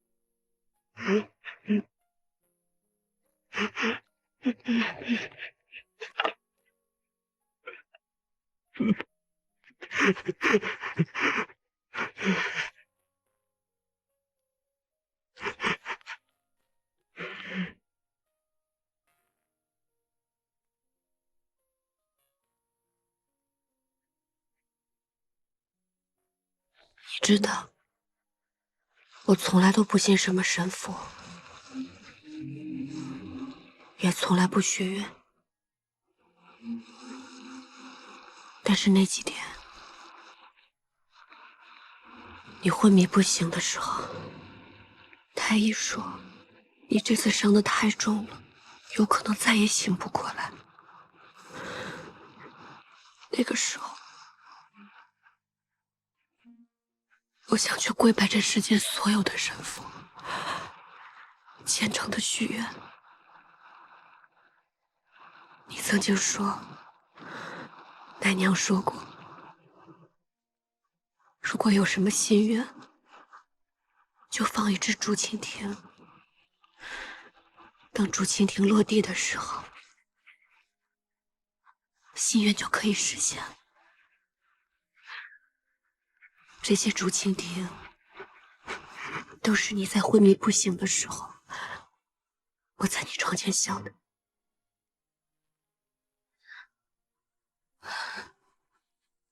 石七郎，你曾经跟我说过，为了我，再傻的事情你都愿意做。我也是这样，为了你，什么傻事，我也都是愿意的。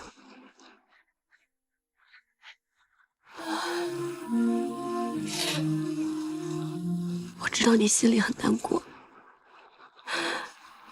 但是我们只有好好活着，活下去，才能知道他们为什么而死。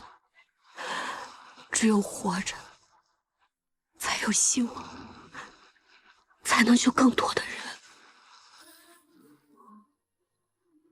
所以，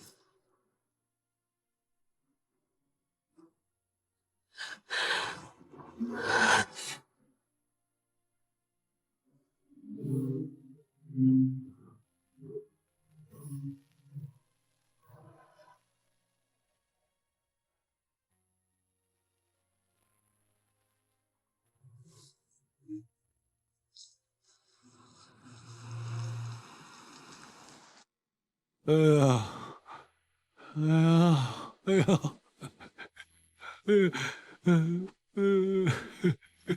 哎呀，这怎么全身都疼啊？陛下圣公无碍，只是心绪沉重。哎呦，微臣告退。哎呦，哎呀，哎呀，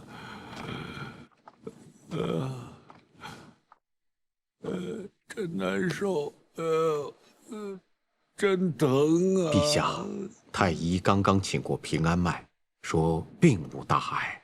可是我现在还是觉得全身特别的疼。哎呦，只要一闭上眼睛，就会觉得有刺客杀出来。哎呦，我这一宿都不敢睡，只能点着灯。陛下，陛下受了那么大的惊吓，哎，如果换做常人的话，早就给吓破胆了。陛下只是稍有不适而已，已经是泰山崩于前不色变的境界了。顾商说的对，可是我这身上真是疼啊！你说这什么时候才能好啊？陛下，既然您圣功不愈，那就册立秦王为太子，并令太子监国吧。秦王不是也受了重伤，还在养伤呢吗？哦，陛下，秦王年轻，受再重的伤，那调养几日也就好了。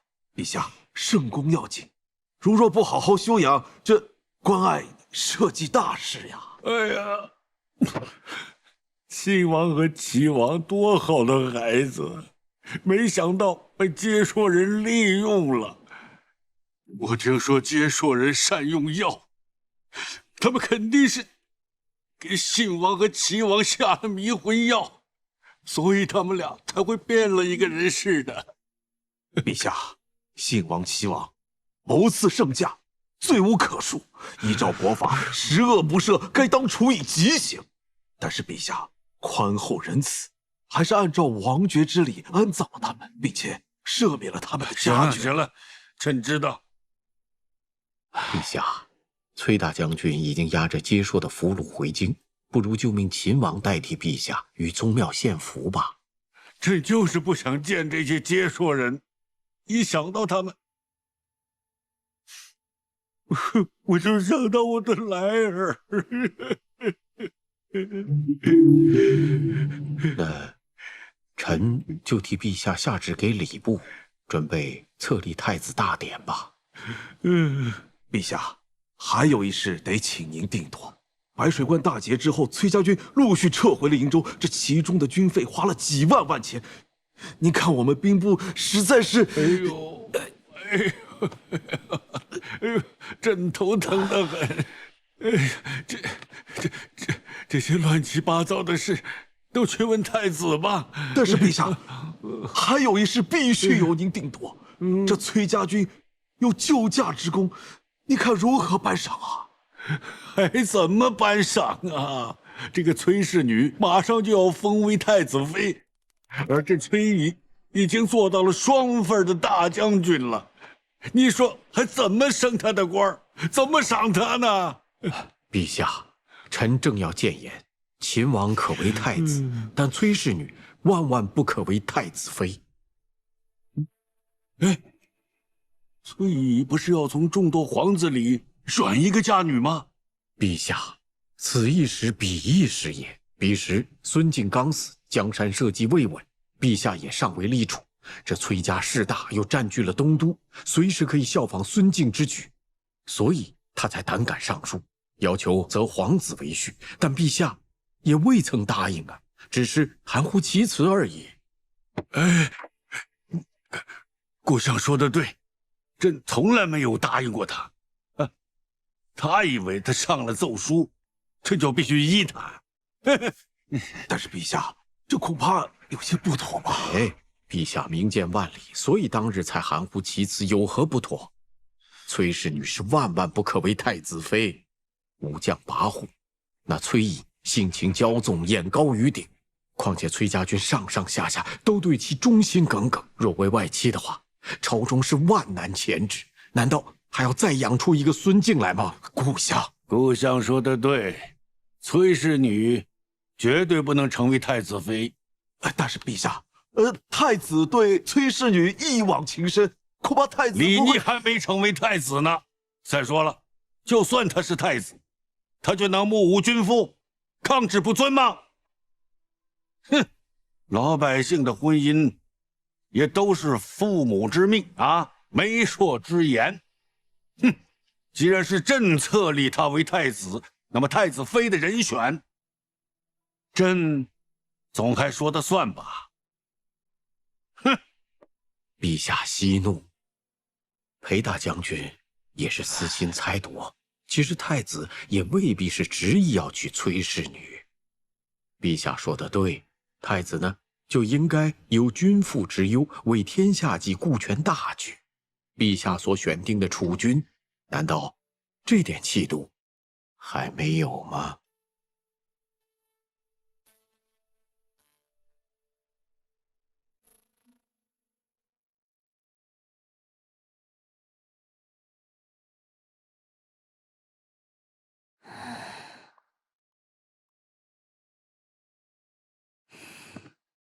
小姐，今日又没见着秦王。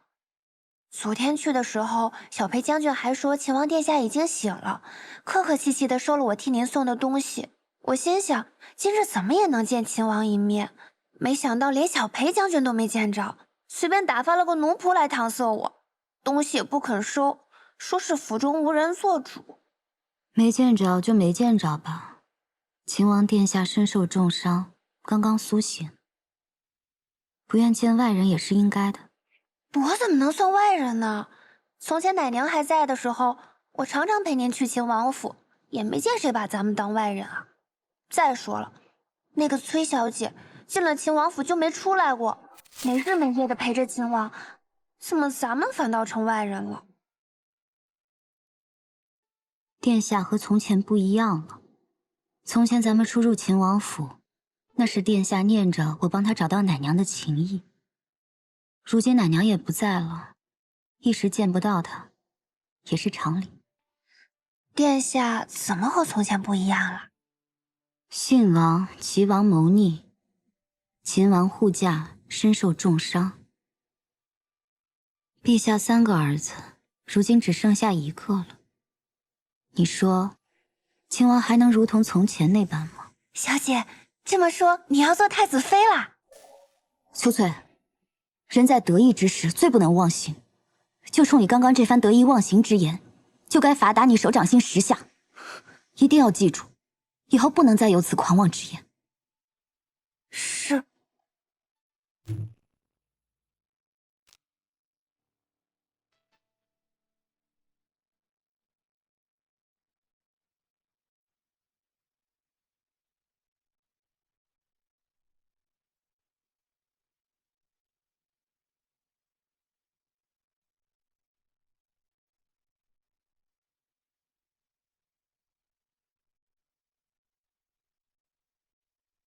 十七郎，天气凉了，我给你做件衣服吧。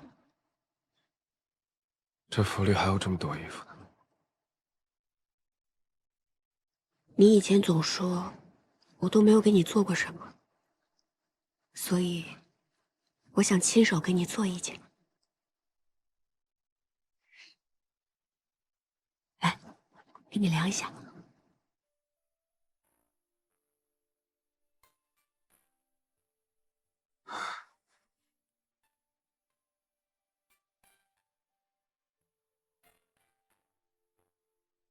看一下啊。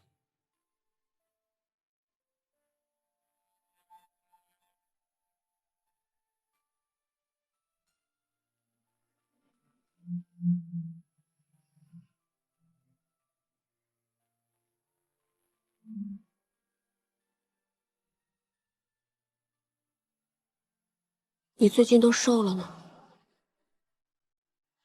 你以前没替我量过身，怎么知道我瘦了？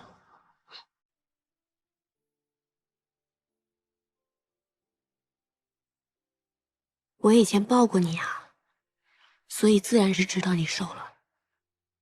从来都没有抱过我，都是我去抱你。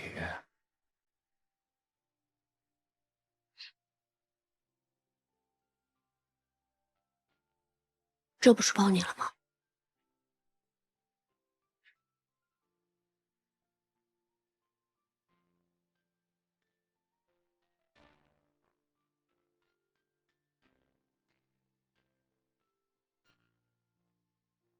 我给你变个戏法，好不好？啊？你看，把它塞到我的手里面，塞，都塞进去了。吹一口气，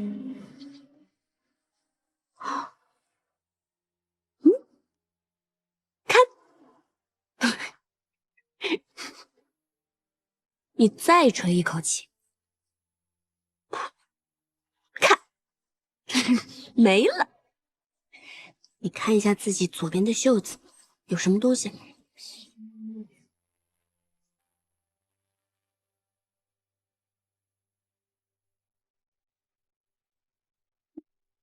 没有东西吗？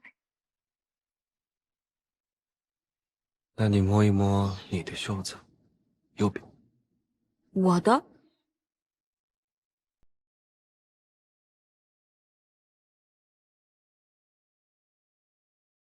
面对的恋人，却从未的身份，无尽的安然，像逃离这纷争。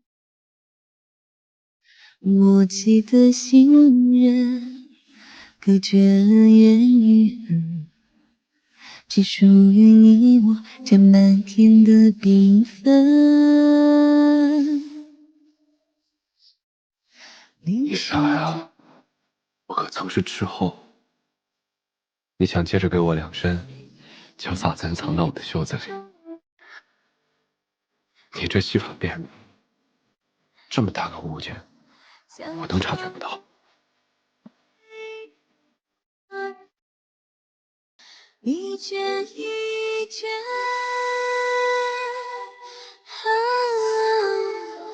你是唯一的誓言，心潮不雪。你是很久的思念，始终不变。愿你越忘记这世界，自生无憾。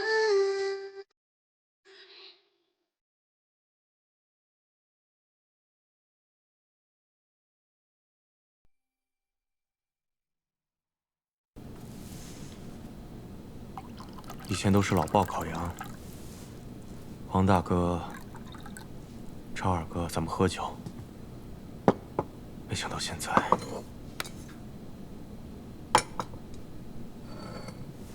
耳朵，你身上有伤，还是以茶代酒吧。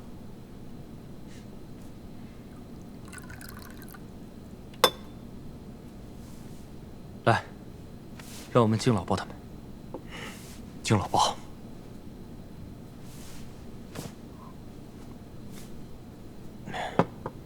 其实这一次，殿下还没醒来的时候，我看到崔小姐十分的镇定，内心其实很佩服她。还有，特别要多谢桃子姑娘，要不是你在殿下身边天天施针，殿下还不知道什么时候可以醒过来呢。其实啊，也多亏御医他们开的方子十分对症，只是他们对治疗内伤不是很有经验。好在皇宫内躺的药材都十分精良，不然恐怕秦王也不会那么快醒过来。其实这一次，我还有件事情，想拜托桃子姑娘。小裴将军但说无妨。我想请桃子姑娘去劝一劝崔小姐，让她能劝一劝秦王殿下。现在朝中的诸臣，皆以为秦王殿下必为太子，但是秦王殿下自己却不以为然。信王、齐王皆在谋逆中身死，朝局震动，群臣内心不安。但我是知道他的，他是想回劳兰关了。但是如果他现在不当这个太子的话，只怕乱局又起，天下难以太平。小裴将军的用心良苦，我都明白。只是我们家小姐特别有主意，方才那些话我也不好同她讲。其实最重要的是，这些毕竟还是秦王和我们家小姐自己的事儿。你说呢，耳朵？小裴将军，其实我跟桃子已经商量过了，十七郎和崔小姐的有些事情，我们不会再多嘴。就好像我跟桃子有些事情，我们也不会再跟他们说。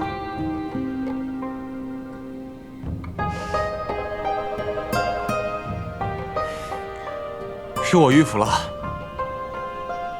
喝酒。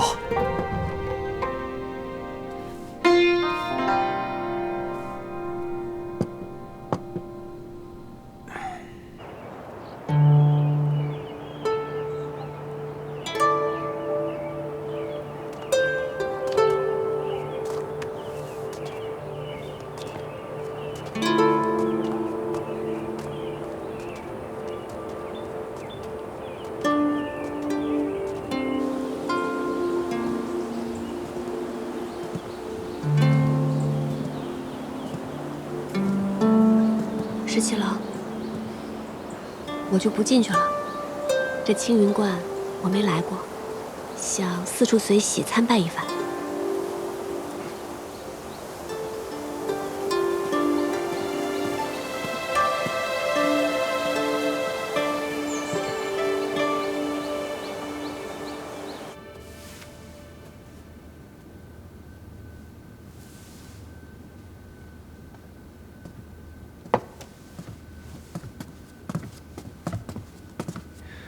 见过萧真人。殿下请坐。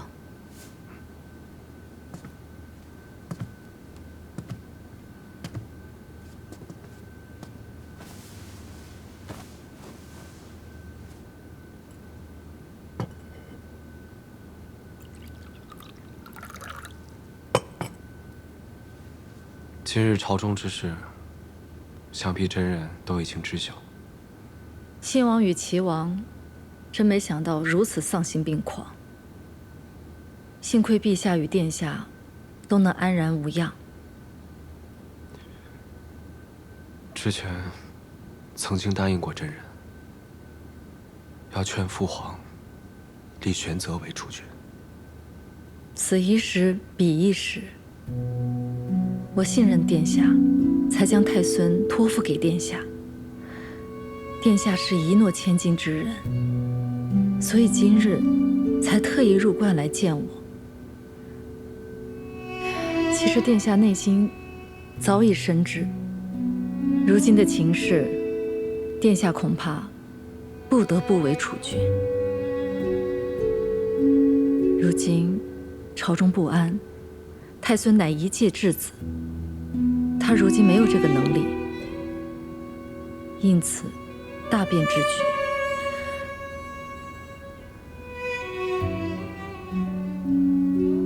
我也明白殿下此时的心中是有万千恼恨，就如同我当日明明不愿做太子妃，却要假作欢欢喜喜地嫁入东宫。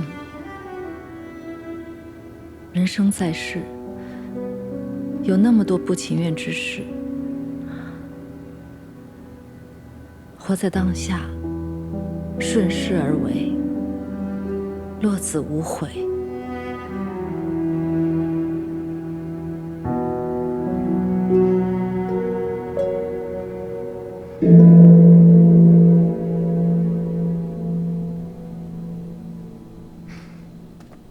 你不是不信这些吗？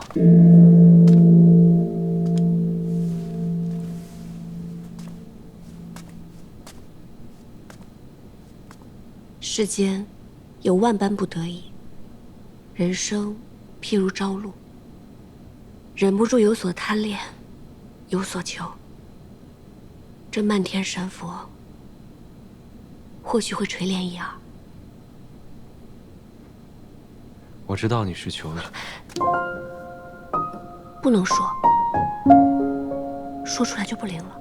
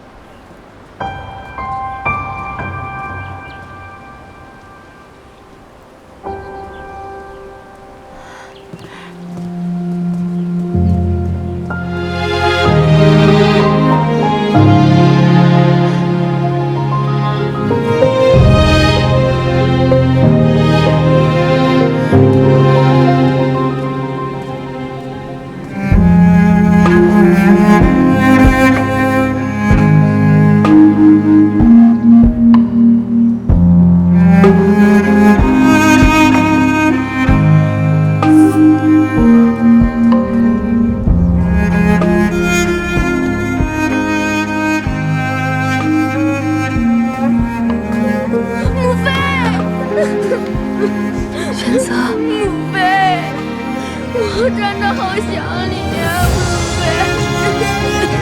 母妃。让母妃看看，玄泽，你还好吗？让你受委屈了，让你受委屈了，孩子。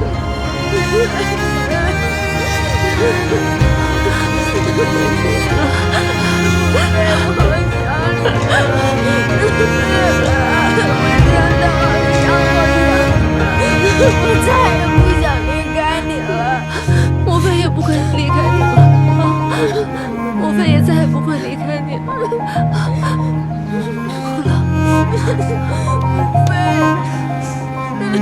我再也不想和你分开了，母妃也再不会分开。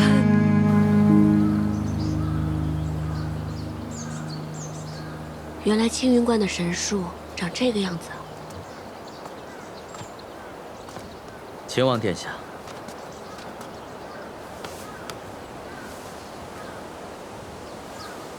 多感殿下相助，今日又特意亲自护送，太孙殿下才得以平安归来。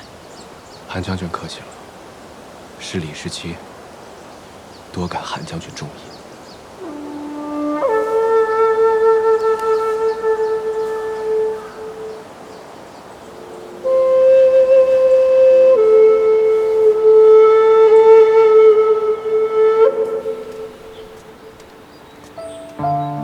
这位韩将军还真的是可以写入青史的人物呢。是啊，从前我也只想做一位威风凛凛的大将军，御敌于国门外，让敌人听到我的名字就闻风丧胆。秦王殿下的名头，倒是也可以指小儿叶铁呢。其实我心里知道，劳兰关是回不去了。我亲眼看着兄长们背叛父亲，其实他们都是死在对权力的渴求和无法控制的野心之下。之前我总是很想回劳兰关，现在我明白了，我想回的并不是劳兰关，而是想要回到过去那种简单的、没有心机的、开心的日子。我太清楚，一旦成为储君，恐怕就要做很多身不由己的事。一个闲散之人和一国储君要担当的责任完全不同。从前我不知道，亦或是我知道，只是不愿意承认罢了。我阿娘死后的很长一段时间，我也什么都不想要，只想回到阿娘还在身边的日子。阿英，我心里其实都明白，你我所思所求，其实都是殊途同归。我们都想天下太平，百姓们不再流离失所，文官清廉，武官不惧死，所有人都能过上好日子。选择年幼，是无法担此重任。若他当储君，到亲政，还有漫长的10余年。这10余年里，父皇是没有办法担当天下的。既然无人担当，那么就由我自己来担当。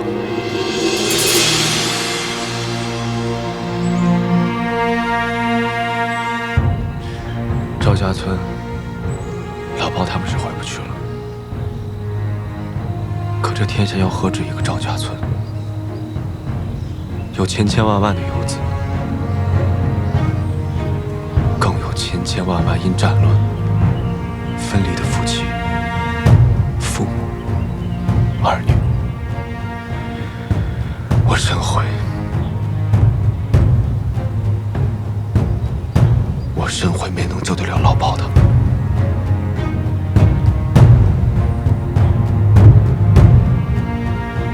但我现在有个机会，我现在有个机会可以救更多的人。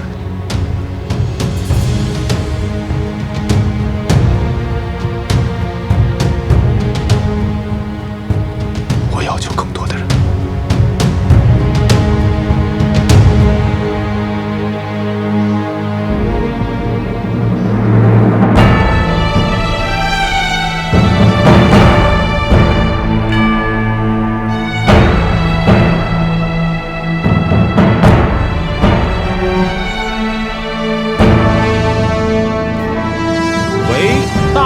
天泰元年，岁次乙未，皇帝若曰：“唯尔秦王逆，孝而克忠，业而能勇，业著于内，救于天下之危，承祀宗庙社稷，筹资列辟，亲弱前修，是用命尔为皇太子，王亲哉！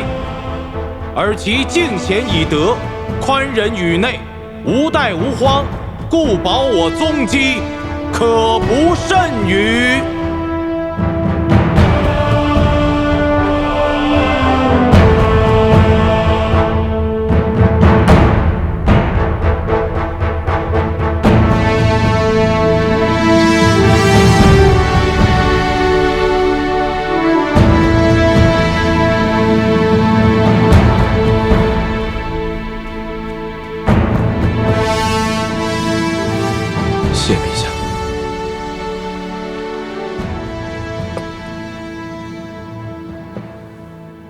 陛下。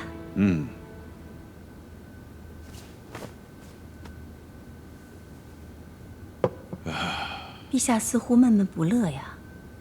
今天太子又和崔氏女一起出城去了，好多人都看到了，现在都把它当成趣闻来讲。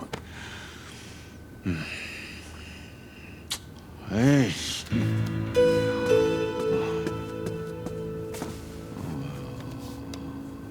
陛下明鉴，今时今日，确实不宜选崔氏女为太子妃。崔家势大，选这样一位太子妃，于太子无益，亦于朝局无益。将来，陛下必然要削弱裁撤崔家军，若崔氏为太子妃，定成阻碍。皇后说得对，说得太对了。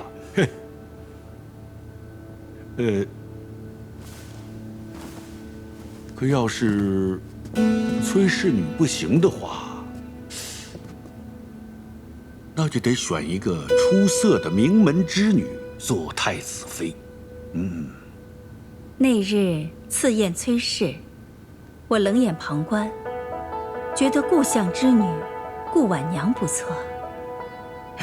皇后都说好，而且又是故相的女儿，看来此女甚为出色啊！好，太好了。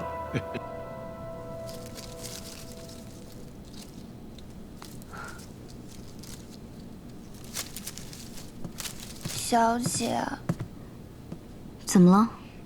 三小姐的丫鬟春玲将我狠狠嘲讽了一番，说什么如今秦王每日与崔小姐同进同出，天下人皆知秦王要娶崔小姐了，又说崔小姐那么厉害，能文能武，小姐您就甭小想太子妃之位了，还说等崔小姐做了太子妃，就要好好看小姐您的笑话。那你怎么说？我牢牢记住小姐您的吩咐，一句话都没敢多说，就赶紧低头走了。就这样，春玲领着一群丫鬟对我好一阵嘲笑。得意之时不忘形，失意之时不颓唐，这才是大家风范。再说了，与秦王同进同出，岂是闺秀应有的贞静之举？若崔小姐做得太子妃，那自然无妨。可若最后旁人成了太子妃，那不成了天大的笑话了。小姐说的是，我就睁大我的眼睛好好看着，看这位崔小姐到底能不能做太子妃。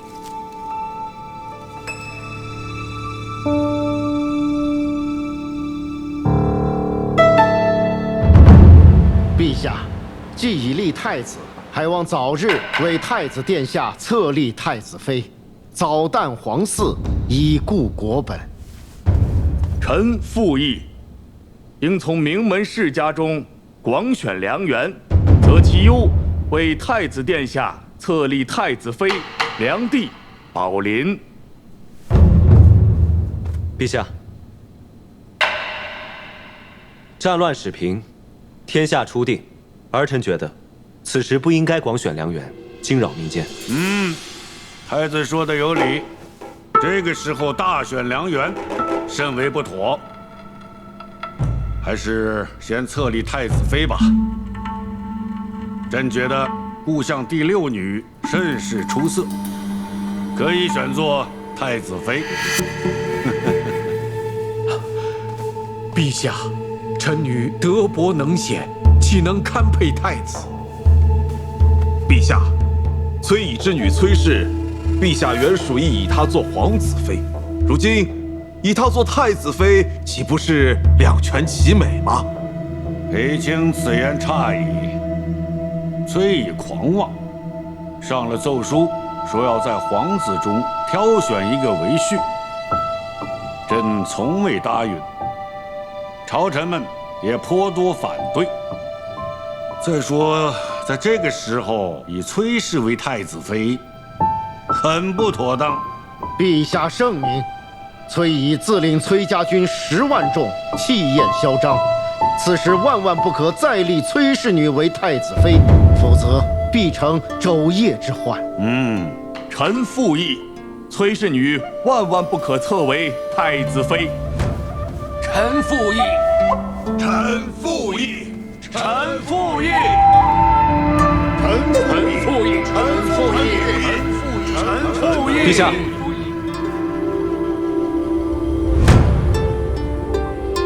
儿臣觉得如今谈婚姻之事尚早。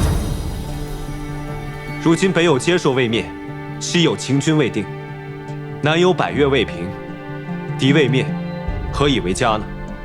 娶妻生子，人伦大事，怎能说敌未灭，何以为家呢？陛下圣明，太子殿下以早册立太子妃，为圣朝万年之计，延绵宗嗣。陛下圣明，太子殿下以早册立太子妃，为圣朝万年之计，延绵宗嗣。石七郎，尝一尝。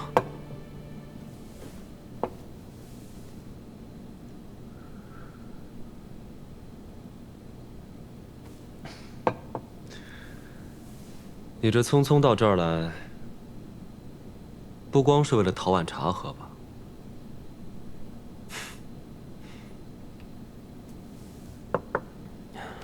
石七郎，陛下和群臣的意思，想必你也明白了。崔乙现在已经是平凉、魏阳大将军，虽然他交卸了朔州道行军大总管的职务，但崔乙家军10万余众，只听令于崔乙一个人的。父女相传，太子妃焉能手握重兵啊？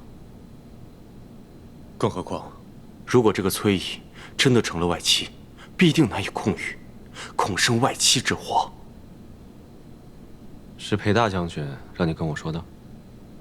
不是，父亲的意思是不想让殿下为难呐。但是我觉得必须要告知殿下，咱们方才有回旋的余地。我会想办法的。其实今日你已经看到了，朝中群臣10有8九都是作死班相。连你也觉得我不应该娶阿英？石七郎，其实我是知道你的，你对崔小姐一往情深。但是石七郎，如果你真要娶崔小姐为太子妃的话，朝中群臣是不可能容忍崔家军的。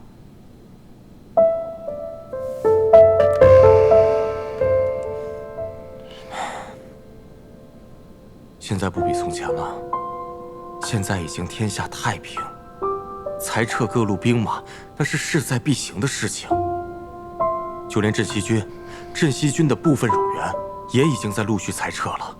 其实你心里比谁都明白，崔家军不受朝中管辖，而且人数众多。如果现在裁撤，他们还可以解甲归田；倘若将来尾大不掉，后面不得不兵戎相见的话，那才是惨痛之极、无可救药的境况。必定会有两全其美之法。石七郎，我是这样想的。其实崔小姐呢，通情达理，只要你动之以情，晓之以理的去劝她，我觉得不行，不能这么对待她。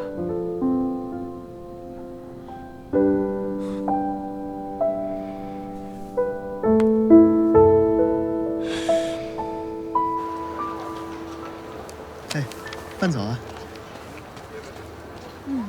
小姐，这个点心还真是好吃哎，怎么吃都吃不腻。有一种很清淡的玫瑰香，还有荔枝的味道，确实不甜不腻。小姐，我跟耳朵都已经商量好了，之后呢，我们也要开一家这样的店，专门卖这种好吃的点心。是个好主意，等你的店开起来，我一定要第一个光顾。那你可得多买一点哦。那还用说吗？肯定买非常多。一会儿再帮我买一些玫瑰、荔枝、樱花酪，我要送人。小姐，你是不是要送给殿下？才不给他！不送给殿下，那我送给谁呀？保密。老有那么多小秘密。马步，稳住，注意力要集中，走。走。累吗？不累。再来。很好，再来。用力。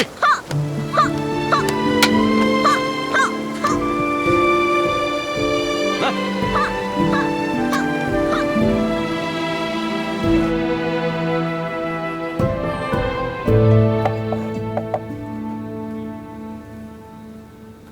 多亏崔小姐，还想着我这方外之人，带着这么精美的点心来看我。也是想到太孙还是小孩子嘛，肯定爱吃此物，所以就特意送来了。殿下已经被册立为太子，玄泽也不再是太孙。崔小姐，今后莫要再做此称呼。是。说实话，这10余年来，未尝有今日之舒心。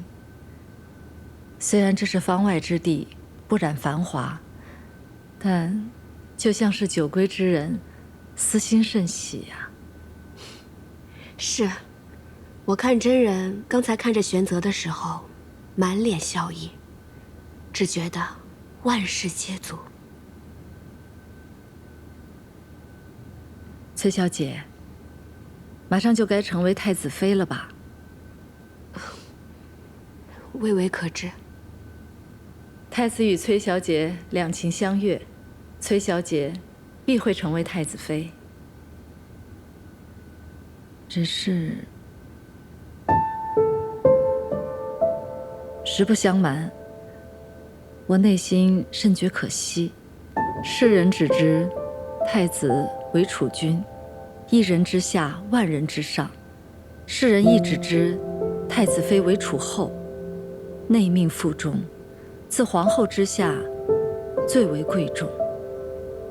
可是哪有人知道，作为太子妃，有万般难处啊！真人刚才说，这10余年来，未尝有今日之舒心。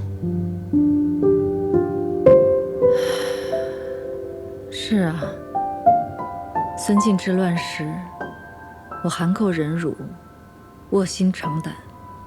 可是我作为太子妃之时，又何尝有一日是随心所欲的呢？如果真做了太子妃，你就会失去自我。你的喜怒哀乐、所思所想都不重要了。你的命运和储君的作为、王朝的兴衰，紧紧地附在一起，再也不能挣脱开了。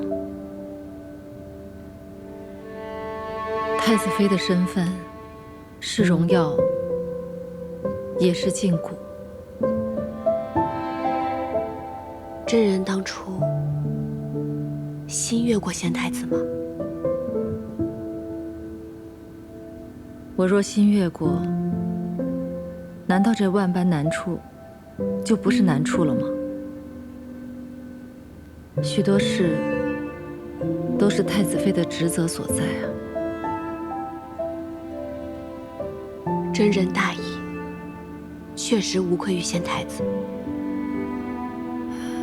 其实我所求，不过是无愧于心罢了。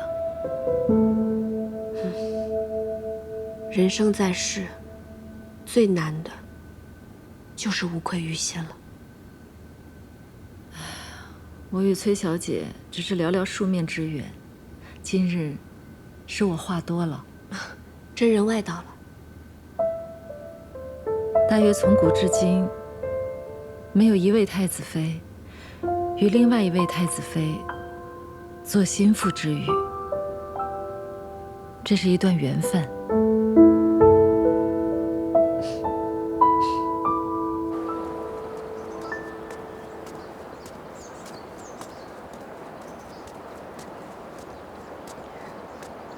殿下，顾小姐免礼，约我到此，不知所谓何事？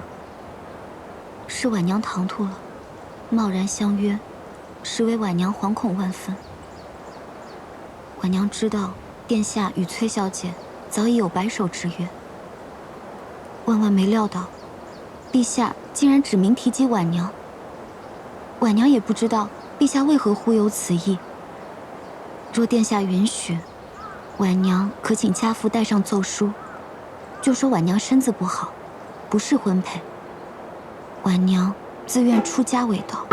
顾小姐多虑了，怎能因为陛下的一句戏言，便耽误了你的终身呢？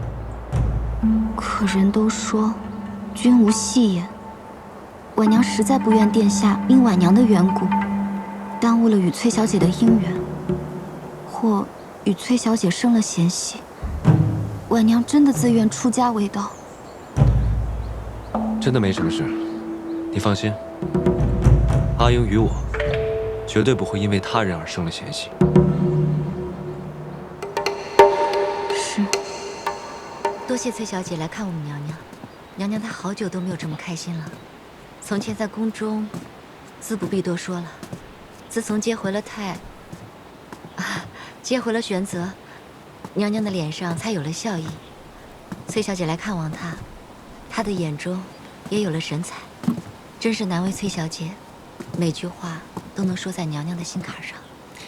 本来也是不好意思来打扰真人的清修，但是一想到其实玄泽还是个孩子，真人这么多年心力交瘁，实在不易，所以就想常来看看，不要嫌我聒噪才好呢。哪里，锦娘自是整日盼望着您能来。娘娘她虽然嘴上不说，但是心里也是盼着您来的。阿英，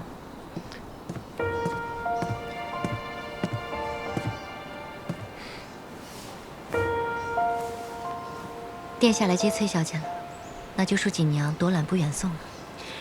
真人那儿之后要是缺什么，随时到府上来找我或者桃子都行。好。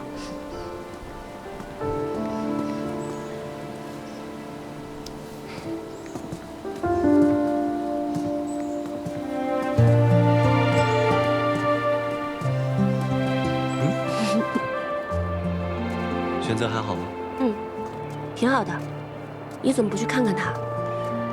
小孩子心思敏感，他又一直颠沛流离，才刚到这里，我怕我去看他，反倒令他困扰。不会的，韩将军把他教得很好，萧妃娘娘也把他照顾得很好呢。是不是有些拘着他了？你这个人，又怕拘着他，又怕他困扰，自己又不去看他，到底怎么样才好？小姐，那是不是殿下和崔小姐啊？等等，我怎么感觉咱们刚刚说的这番话是不是有些不对啊？严父慈母，我怎么感觉我变成慈母，你却是个严父呢？我呢，处处在为孩子开脱，你呢，干脆利索。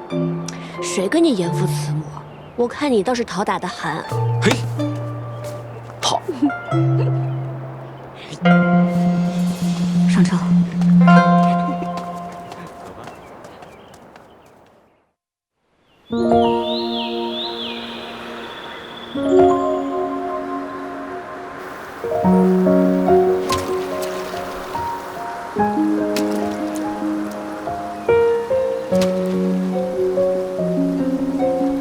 萧妃娘娘和玄泽总算是安定下来了。玄泽又长高了不少，练起武来也是有模有样。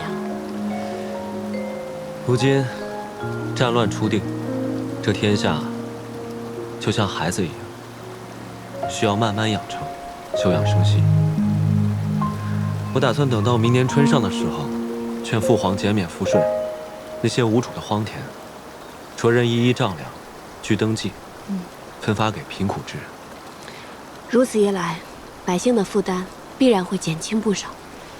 之前战乱四起，不少人原本都是善良的百姓，为了活命被迫落草为寇，还有不少流民在各处府州徘徊，时日一久，早晚会生祸患。是啊，我心中也在思量此事。像黄大哥他们，明明也是良善之人，却因为战乱和横征暴敛，被迫陷入入里。送你样东西。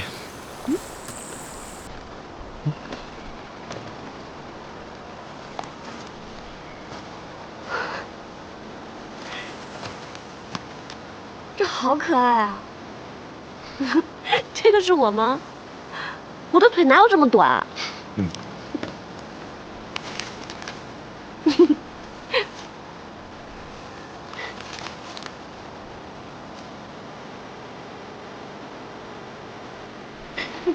这个是你，脸好圆。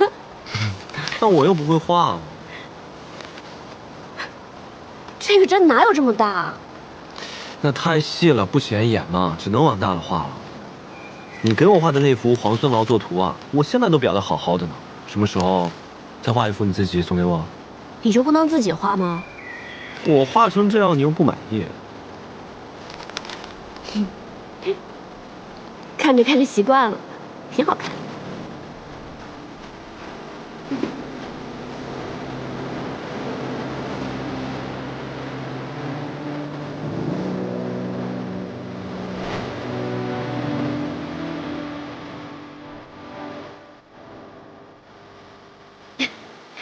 你看这个。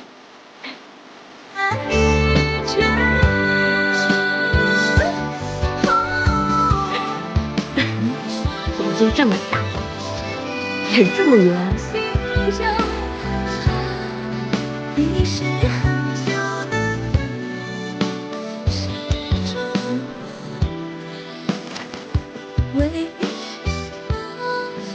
我把我们所有经历的事情都一一画了下来，这后面也留白了，就等咱们将来两个人一起画，好不好？嗯。这一生还很长呢。我们会遇到很多很多有趣的事情。画完一册，再画下一册，下一册画完再画下下册。等咱们将来老了呢，一页一页的翻看，多有意思。嗯。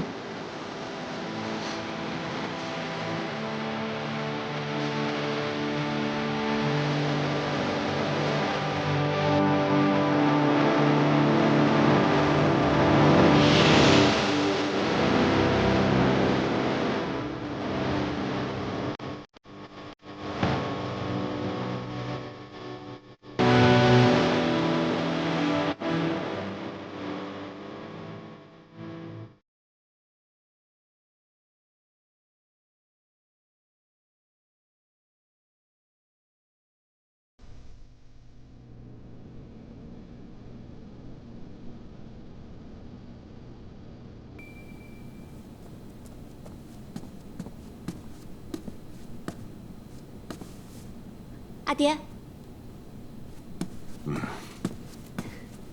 阿爹，裴大将军来访，都说什么了？他说，陛下与朝中诸臣都反对你做太子妃，我反唇相讥，他却喟然长叹，说殿下与你两情相悦。像他那样的老头子，难道想傍他鸳鸯？他劝我，为今之计，若裁撤全部崔家军，10万将士齐齐解甲归田，你才可能有机会驾驭李逆做太子妃。不过阿爹，现在天下平定，朝廷肯定是想裁撤兵马，镇西军自不必说了，咱们崔家军肯定是首当其冲的。若不是接说偷袭白水关，估计啊，朝中会更快裁撤咱们全部崔家军。阿爹，现在县府已闭，不然您还是快点回瀛州吧。您这样久担京都，于崔家军于朝廷都一生变故。若是朝廷真的有意要撤裁咱们崔家军，我真的担心有人会对阿爹不利。那你呢？你不跟阿爹一块儿回去啊？我要是跟阿爹一起走，必定会有一番猜忌的。我就留在荆州嘛，也没什么大碍。哼，说来说去，你就是为李逆那小子。阿爹，您不是总骂他傻吗？他既然那么傻，那女儿就留下来，帮他一把。哼，女生外向，什么时候见你这般维护爹爹了？都成天惦记着要帮一个外人。依我看呢，我真想狠狠地揍他一顿才解气。好了，阿爹，别生气了，来喝杯茶。人家现在都是当太子的人了，您这样还要抽他一顿，那你也别想脱身走了。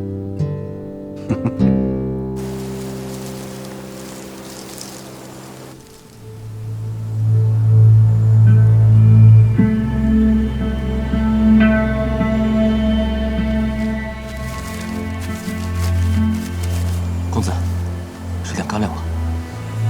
我不饿，你吃吧。我也不饿。公子，你服了接说的药，若是不按时再服药的话，就会筋骨寸断而死。咱们还是得想办法回接说去。乌洛首领把他最信任的神剑队都交给了我，但却全军覆没。如今李逆倒是坐上了太子，我绝不会让他和阿莹在一起。看来得冒险入京一趟了。公子的意思是，孙敬留下来的那个人，这一次不得不用。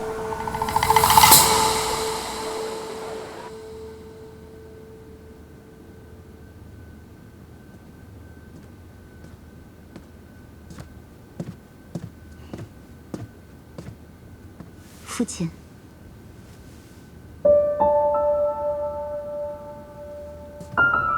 父亲。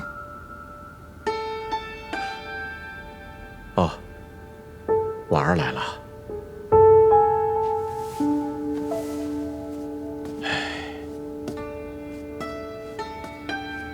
过来坐吧。父亲可是劳累了。刚刚来了一位多年老友，说了一会儿话，一时之间就走了神。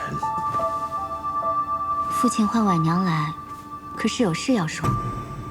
是啊，如今这朝廷上上下下对册立太子妃一事纷扰不断，想必应该是父亲的手笔。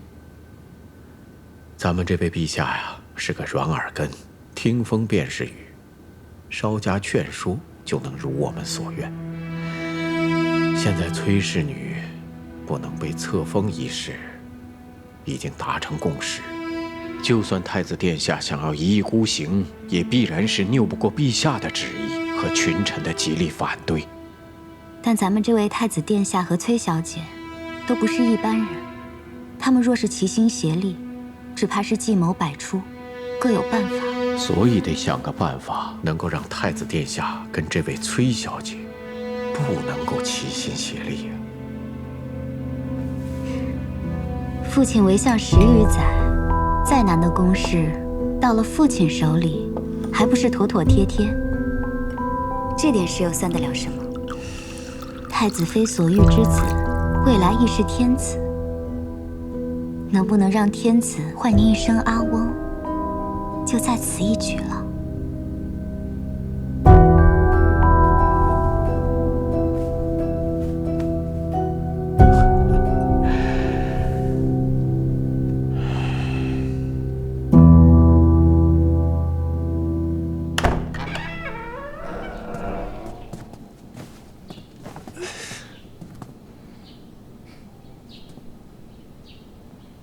你怎么穿成这样躺在这儿？过来。阿莹，崔伯父走的时候给你留了多少人手啊？我怎么感觉这府里完全不设防？我穿成这样，行动这么不便，我刚进来的时候，就差拆窗破墙了，就这都没有人发现拦住我。京里虽然太平了，但也要防范一些。所以殿下这是一下朝，衣裳都没来得及换，就直奔我这儿来了。你都不知道，今日崔伯父辞京而去，这朝中又一片哗然，一个个逼着我娶太子妃，一个个又逼着不让我娶你，吵来吵去，我便反驳了2句。好了，这些大臣哭的哭，喊的喊，我父皇又趁机骂了我一顿，烦都烦死了。谁是你崔伯父？你不是吧？这崔伯父一走，你就不认了？阿英，我们私奔吧。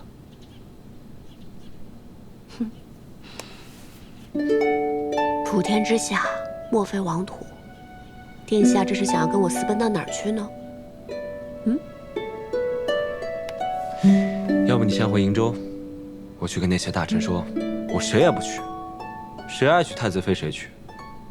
然后我就找个由头，直奔瀛州，咱们拜堂成亲，生他个7、8个娃娃。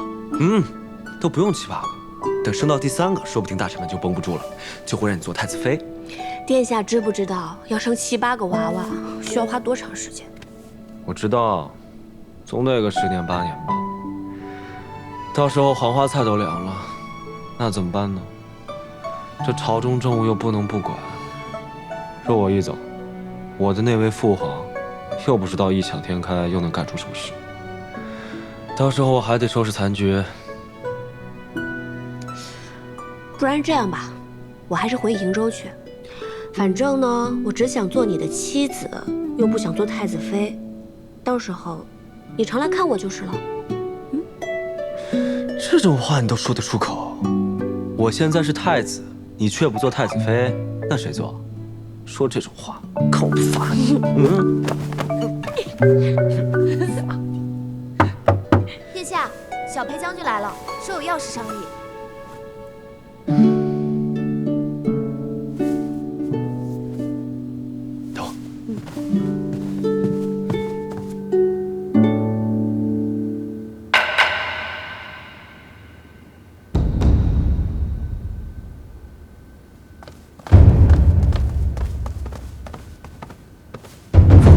免礼。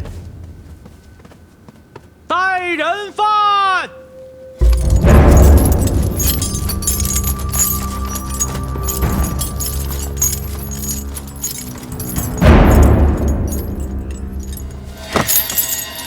杰硕身力不加礼，见过皇帝陛下。陛下万岁万岁万万岁！好了，你说你要出手，到底出手何人？家里要出手崔乙，